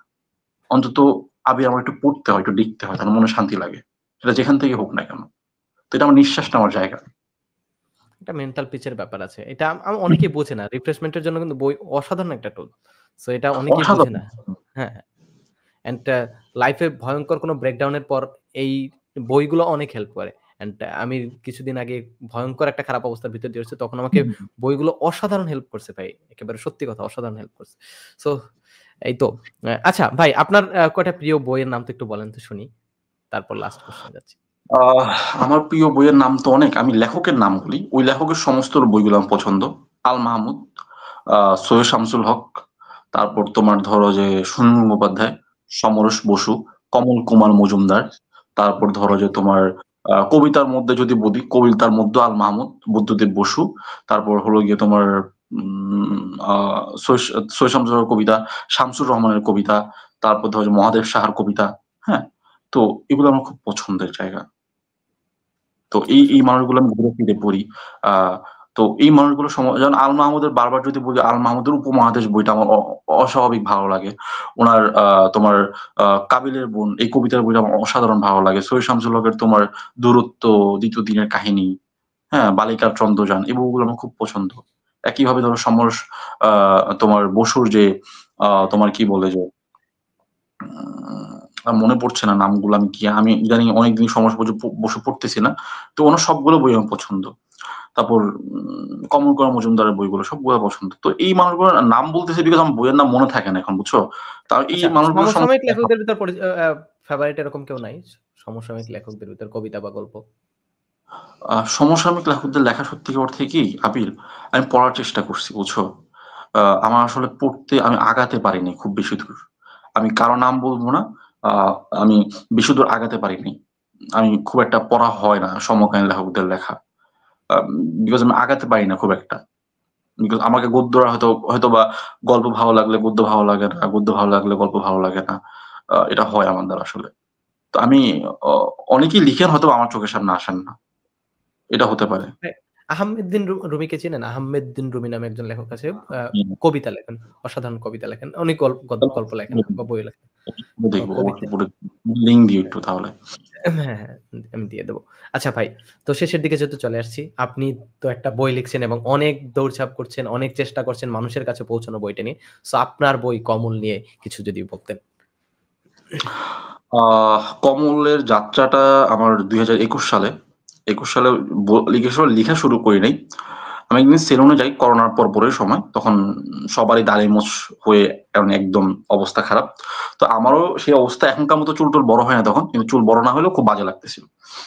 তো আমি সেলুনে গেলাম চুল কাটতে, সেখানে অনেক ভিড় ভাট্টা। তো আমি ভিড়ে বসলাম, তো বেঞ্চি থাকে না সেলুনে, বেঞ্চির মধ্যে একটা পেপারটা হাতে নেওয়ার পর উল্টাতে শুরু করলাম। উল্টাতে উল্টো আবিষ্কার করলাম সাবেক রাষ্ট্রপতি শহীদ জিয়া রহমানের নিয়ে একটা আর্টিকেল। তো দিনটা সম্ভবত 30শে মে ওনার মৃত্যু দিবস। তো ওই মৃত্যু দিবস উপলক্ষে তো আর্টিকেল ছাপা হয়েছিল পত্রিকায়, পত্রিকার নামটাই মতো মনে নেই। তো আমি আর্টিকেলটা পড়লাম, পড়তে পড়তে আবিষ্কার করলাম যে বাংলাদেশের মধ্যে এমন কোন প্রেসিডেন্ট আমি অন্তত আমার চোখে পড়ে না তার ব্যক্তি জীবনটা এমন ছিল। যেমন একটা উদাহরণ দিয়ে তুমি বুঝতে পারবা যে এই মানুষটা 3 বেলা যে খাবার খেতেন, এই খাবার তালিকাটা এমন যে উনি একটা প্রেসিডেন্ট, তিনি তার খাবারের তালিকা ছিল দুপুরের খাবার একটা ডাল, একটা সবজি, একটা মাছ বা মুরগির মাংস। এটা তার সামান্য মেনু। একচেয়ে যদি বেশি কিছু হতো উনি ক্ষেপে যেতেন, রেগে যেতেন, বুঝছো? তো ওনার ব্যক্তি জীবনে কাপড় ছিল 4 কি 5টা, সাফারি কোট ছিল 2টা বা 3টা বড়জোর, তার কালো কোট বা এমনি কোট ছিল 2-3টা। হাতে গোনা, একদম হাতে গুনতে পারবা। উনি আজীবন থাকছেন, মানে জীবন যাপন করে গেছেন, যেখানে বেগম জিয়াও ওই বাসায় ছিলেন। উনি পাকিস্তান আমলে যখন কর্নেল হন, একটা বাসা ওনার জন্য বরাদ্দ হয় 3 কামরার। সেই বাসায় তিনি প্রেসিডেন্ট হওয়ার পর এবং বেগম জিয়া উনি মারা যাওয়ার পর বেগম জিয়া ওই বাসায় ছিলেন। প্রধানমন্ত্রী হওয়ার পর বেগম জিয়া ওই বাসায় ছিলেন। তো এই মানুষটা এতটা তোমার মানে একদম সাদামাটা জীবন, প্রেসিডেন্ট, এই জীবনটা আমার খুব টানে। তো আমি চিন্তা করলাম ওনাকে কিনা আরো কিছু পড়তে চাই। 2021 সালে আরো কিছু আর্টিকেল পড়া শুরু করলাম। তখন করোনার টাইম, বইটই খুব একটা পাওয়াটা ঝামেলা ছিল আমার জন্য। তো এক পর্যায়ে আবিষ্কার করলাম ওখানে আরো পড়তে চাই। তখন বই সংগ্রহ শুরু করলাম 22 সাল থেকে। তো পড়তে পড়তে আবিষ্কার করলাম কি, যে এত চমৎকার একটা মানুষ আমাদের দেশে জন্মালো, তো ওনাকে নিয়ে আমরা তরুণরা কিচ্ছু জানি না। কিচ্ছু না, কিচ্ছু না মানে কিচ্ছু না। এবং বিএনপিও তাকে নিয়ে কিছু জানে না, কিছু বলতে পারে না। কথায় তুমি দেখবা যে যখন জিয়া রহমানের নামটা আসে, তখন সব মোস্ট অফ দ্য টপ একটা কথা আসে যে তিনি কি স্বাধীনতার ঘোষণা দিচ্ছেন কি দেন নাই। এটা বিএনপিও বলে আমাদের স্বাধীনতার ঘোষক, এমনও আমলিক বলে তিনি স্বাধীনতার ঘোষক ছিল না, তিনি বাটপাত ছিল। তারপরে ওনাকে মারছে কে? মিস্ট্রি। তাকে মারছে কে? আর তিনি স্বাধীনতা ঘোষণা দিয়ে, এই দুইটা জিনিস করতে করতে না ওনার যে একটা মহৎ ব্যক্তি জীবন, এতটা চমৎকার ব্যক্তি জীবন, এত সুন্দর রাষ্ট্র পরিচালনা, এটা নিয়ে আমরা আলোচনাই করিনি কখনো, কেউ করেনি আলোচনা ঠিকঠাক ভাবে। তো আর সবচেয়ে দেখলাম যে আর সবচেয়ে দুঃখের বিষয়, ওনাকে নিয়ে সৃজনশীল কাজ হয় না। হয়তো কবিতা লেখা হয়েছে, প্রবন্ধ লেখা হয়েছে, কিন্তু সৃজনশীল কাজ বলতে আমরা যেটা বুঝি গল্প, উপন্যাস, এটা নিয়ে কাজ করে না। খুব সীমিত 1টা কি 2টা বড়জোর, কিন্তু বিস্তৃত পরিসরে কোনো কাজ নেই, কোনো কাজ নেই বলতে কোনো কাজ নেই। তো আমি 2022 সালে সিদ্ধান্ত নিলাম ওনাকে নিয়ে আমি একটা উপন্যাস লিখতে চাই, বেশ বড় পরিসরে একটা উপন্যাস লিখতে চাই, একদম নিরপেক্ষ ভূমিকা থেকে একটু ভিন্ন দৃষ্টিতে, ভিন্ন ভাবতে চাই, একটু ভিন্ন ভাবে ভিন্ন দৃষ্টিতে লিখতে চাই। তো যে ভাবনা সেই কাজ। 2023 সালে পুরো দস্তুর পড়াশোনা শুরু করি। 2024-এর শুরুতে এসে লিখায় হাত দিই। সেই 2024-এ এসে লিখে হাত দিয়ে লেখা শেষ হয় এই মাস 2 আগে। তো সেই বই এখন মোড়ক আকারে আসতে যাচ্ছে আগামী মাসেই। বইয়ের নাম কমল। বইটির পিওরা চলতেছে এখন। এই আশা করতেছি পডকাস্ট শেষ হইতে, মানে এটা রেকর্ড করে আসতে আসতে মনে হয় বই তখন চলে আসবে বাজারে, মনে তো হয়। আচ্ছা, এটা হচ্ছে তো এই হলো ফ্রাইডে পরে ফ্রাইডেতে যাবে। আচ্ছা, এই ফ্রাইডেতে যাবে। না, তারপরে ফ্রাইডে। না, তারপর তাও অনেক দেরি। তখন বই শনিবার আসবে তো, ততক্ষণে তোমার ১ সপ্তাহ মানে ১ সপ্তাহ শেষের দিকে শেষ হয়ে যাবে। তো সেই জায়গা থেকে ধরো যে তাহলে আমি ওইটাই বলবো যে এটা গতানুগতিকভাবে লেখা না। আপনি যদি বইটা পড়েন তাহলে মনে হবে যে এটা ৮-১০ টা উপন্যাসের মতন, ৮-১০ টা ঐতিহাসিক উপন্যাস বলতে বা রাজনীতিক আশ্রিত উপন্যাস বলতে যেটা বুঝি সেটা না। একদম ভিন্ন রকম। তুমি তো কিছু বলতে পারবা মনে হয়। তুমি চাইলে কিছু বলতে পারো, চাইলে ২-১ লাইন যদি ছোট করে বলতে চাও বলতে পারো। তো ব্যাপারটা হলো যে কি যে তোমার এই যে এই রাজনৈতিক জীবনটাও ঠিকঠাক হাইলাইট করা হয়নি। এটাও প্রপারলি হাইলাইট করা হয়নি। যে হাইলাইট করা হইতো তাহলে ধরো যে মানুষ এটা জানতো, সেটাও করা হয়নি। কেবল ওই যে বললাম ওনার মৃত্যুবার্ষিকী, ও মৃত্যু ওনাকে মারলো কে, কে মারলো, আর ওনার স্বাধীনতা ঘোষক কি উনি কিনা। এই দুইটা কন্ট্রোভার্সি মাঝখানে ওনার ব্যক্তি জীবনটাই, রাজনৈতিক জীবনটাই বাধাগ্রস্ত, মানে কোণঠাসা অবস্থা। এখন এই পডকাস্টটা যখন রেকর্ড হচ্ছে এখন সময় পর্যন্ত আমি অর্ধেকের বেশি পড়ে ফেলছি অলরেডি বইটা। এন্ড আমার কাছে ওভারঅল আসলে ভালোই লাগছে। এন্ড পুরোপুরি পড়ার পর আমি আশা করি এটার ব্যাপারে একেবারে ডিটেইলস একটা রিভিউ দেব। এন্ড আমার কাছে খুব একটা খারাপ লাগে না। হয়তো ২-১ টা জায়গায় কিছু প্রবলেম মনে হইছে। এন্ড ওগুলোর বিষয়ে আমি ডিটেইলস রিভিউতে অবভিয়াসলি আসিফ ভাই যখন আমাকে ১ম নক দিছিল তখনই আমি বলে দিছি যে, "ভাই আমি কিন্তু অনেস্টলি একেবারে রিভিউ দেব।" তখন ভাই আমাকে পান্ডুলিপি পাঠায়ও নাই। তখনই বলে দিছি যে তখন ভাই বলছে, "হ্যাঁ, সমস্যা নেই। তুমি তোমার অনেস্ট ওপিনিয়নটা দিও।" সো আশা করি আমি যতটুকু পড়ছি আমার কাছে লেখার কোয়ালিটি সবকিছুই ভালো লাগছে। সো কিছু, কিছু জায়গায় যতটুকু যদি প্রবলেম থেকে থাকে ওইটা আমি হয়তো রিভিউতে বলব। বাট আশা করি আপনারা পরে দেখবেন। খুব একটা খারাপ সময় কাটবে বলে আপনার মনে হয় না যদি বইটা পড়েন বা বইটা কেনার পর আপনার মনে হবে না যে টাকাটা অপচয় হইছে। অ্যা সো দ্যাটস ইট। এই তো বইয়ের ব্যাপারে শেষ হলো। লাস্টে সর্বশেষ কিছু কি বলতে চান? আমরা শেষ করে দিব এখন হয়তো। আহ আমি তোমাকে ধন্যবাদ দিতে চাই যে তুমি আমাকে কথা বলার সুযোগ করে দিছো। এজন্য তোমাকে অনেক, অনেক ধন্যবাদ আবির। আর তোমার কথা যদি বলি যে তুমি এত কিছুর মাঝখানে তুমি সবকিছু ঠিকঠাক রাখার চেষ্টা করতেছো। আমি তোমার কথাই বলতেছি বিকজ আমি তোমার সঙ্গে যতটুকু জানছি, যতটুকু কথা হইছে তোমার সাথে, তুমি সবকিছুর মাঝখানে এই যে পডকাস্ট চালাচ্ছো, ভিডিও করতেছো, পড়তেছো, এটা আসলে অনেক টাফ ভাই। এন্ড এটা আসলে বলে মানে এটা হয়তোবা বলতে খুব ইজি যে আমি আমার দ্বারা সব সম্ভব। এটা করতে গেলে বোঝা যায়। তুমি যখন একটা কাজ করবা তখন বুঝতে পারবা কতটুকু সম্ভব আর কতটুকু অসম্ভব। সেই জায়গা থেকে মাশাআল্লাহ তুমি অনেক যথেষ্ট কাজ করতেছো ভাই। আর তোমার জন্য অনেক দোয়া, ভালোবাসা। এভাবে কাজ করো। আর আমাকে এখানে ডাকার জন্য অনেক, অনেক ধন্যবাদ। কৃতজ্ঞ। আর পরিশেষে দর্শকদের জন্য বলবো যে আমার ভাইকে শুনবেন। ভাইয়ের পডকাস্টটা শুনবেন, ভালো-মন্দ বলবেন। আশাকৃত উপকৃত হবেন। আমি যতটুকু শুনছি আমার কাছে খুব ভালো লাগছে। পুরোটা শোনা হয় নাই, যতটুকু কেটে, কেটে আমি শুনছি আমার ভালো লাগছে। তো আমি পুরোটা শুনবো। আর হলো গিয়ে যে আমার কমলের বিষয়ে বলি। কমল হয়তো আসবে, খুব শীঘ্রই আসতেছে। ততদিনে চলে আসবে। আপনাদের অন্তত একটাবার জাস্ট এটুকু বলবো যে এটা কোনো গতানুগতিক উপন্যাস না। আপনারা পড়ে দেখতে পারেন। এটুকুই বলা। আর যদি কোনো কথা খারাপ লেগে থাকে করজোড় ক্ষমা চাচ্ছি, ক্ষমা করে দিবেন, মাফ করবেন, ক্ষমার দৃষ্টিতে দেখবেন। এই। So that's it. আপনাকে অসংখ্য, অসংখ্য ধন্যবাদ আমাকে টাইম দেওয়ার জন্য, ব্যাকবেঞ্চার্স পডকাস্টে আসার জন্য। So that's it. দেখা হবে হয়তো পরবর্তী কোনো ভিডিওতে বা পরবর্তী কোনো পডকাস্টে। ততক্ষণ পর্যন্ত সুস্থ থাকেন, ভালো থাকেন অ্যান্ড নতুন বাংলাদেশে সবাইকে নিয়ে একসাথে ভালো থাকার চেষ্টা করেন। আসসালামু আলাইকুম।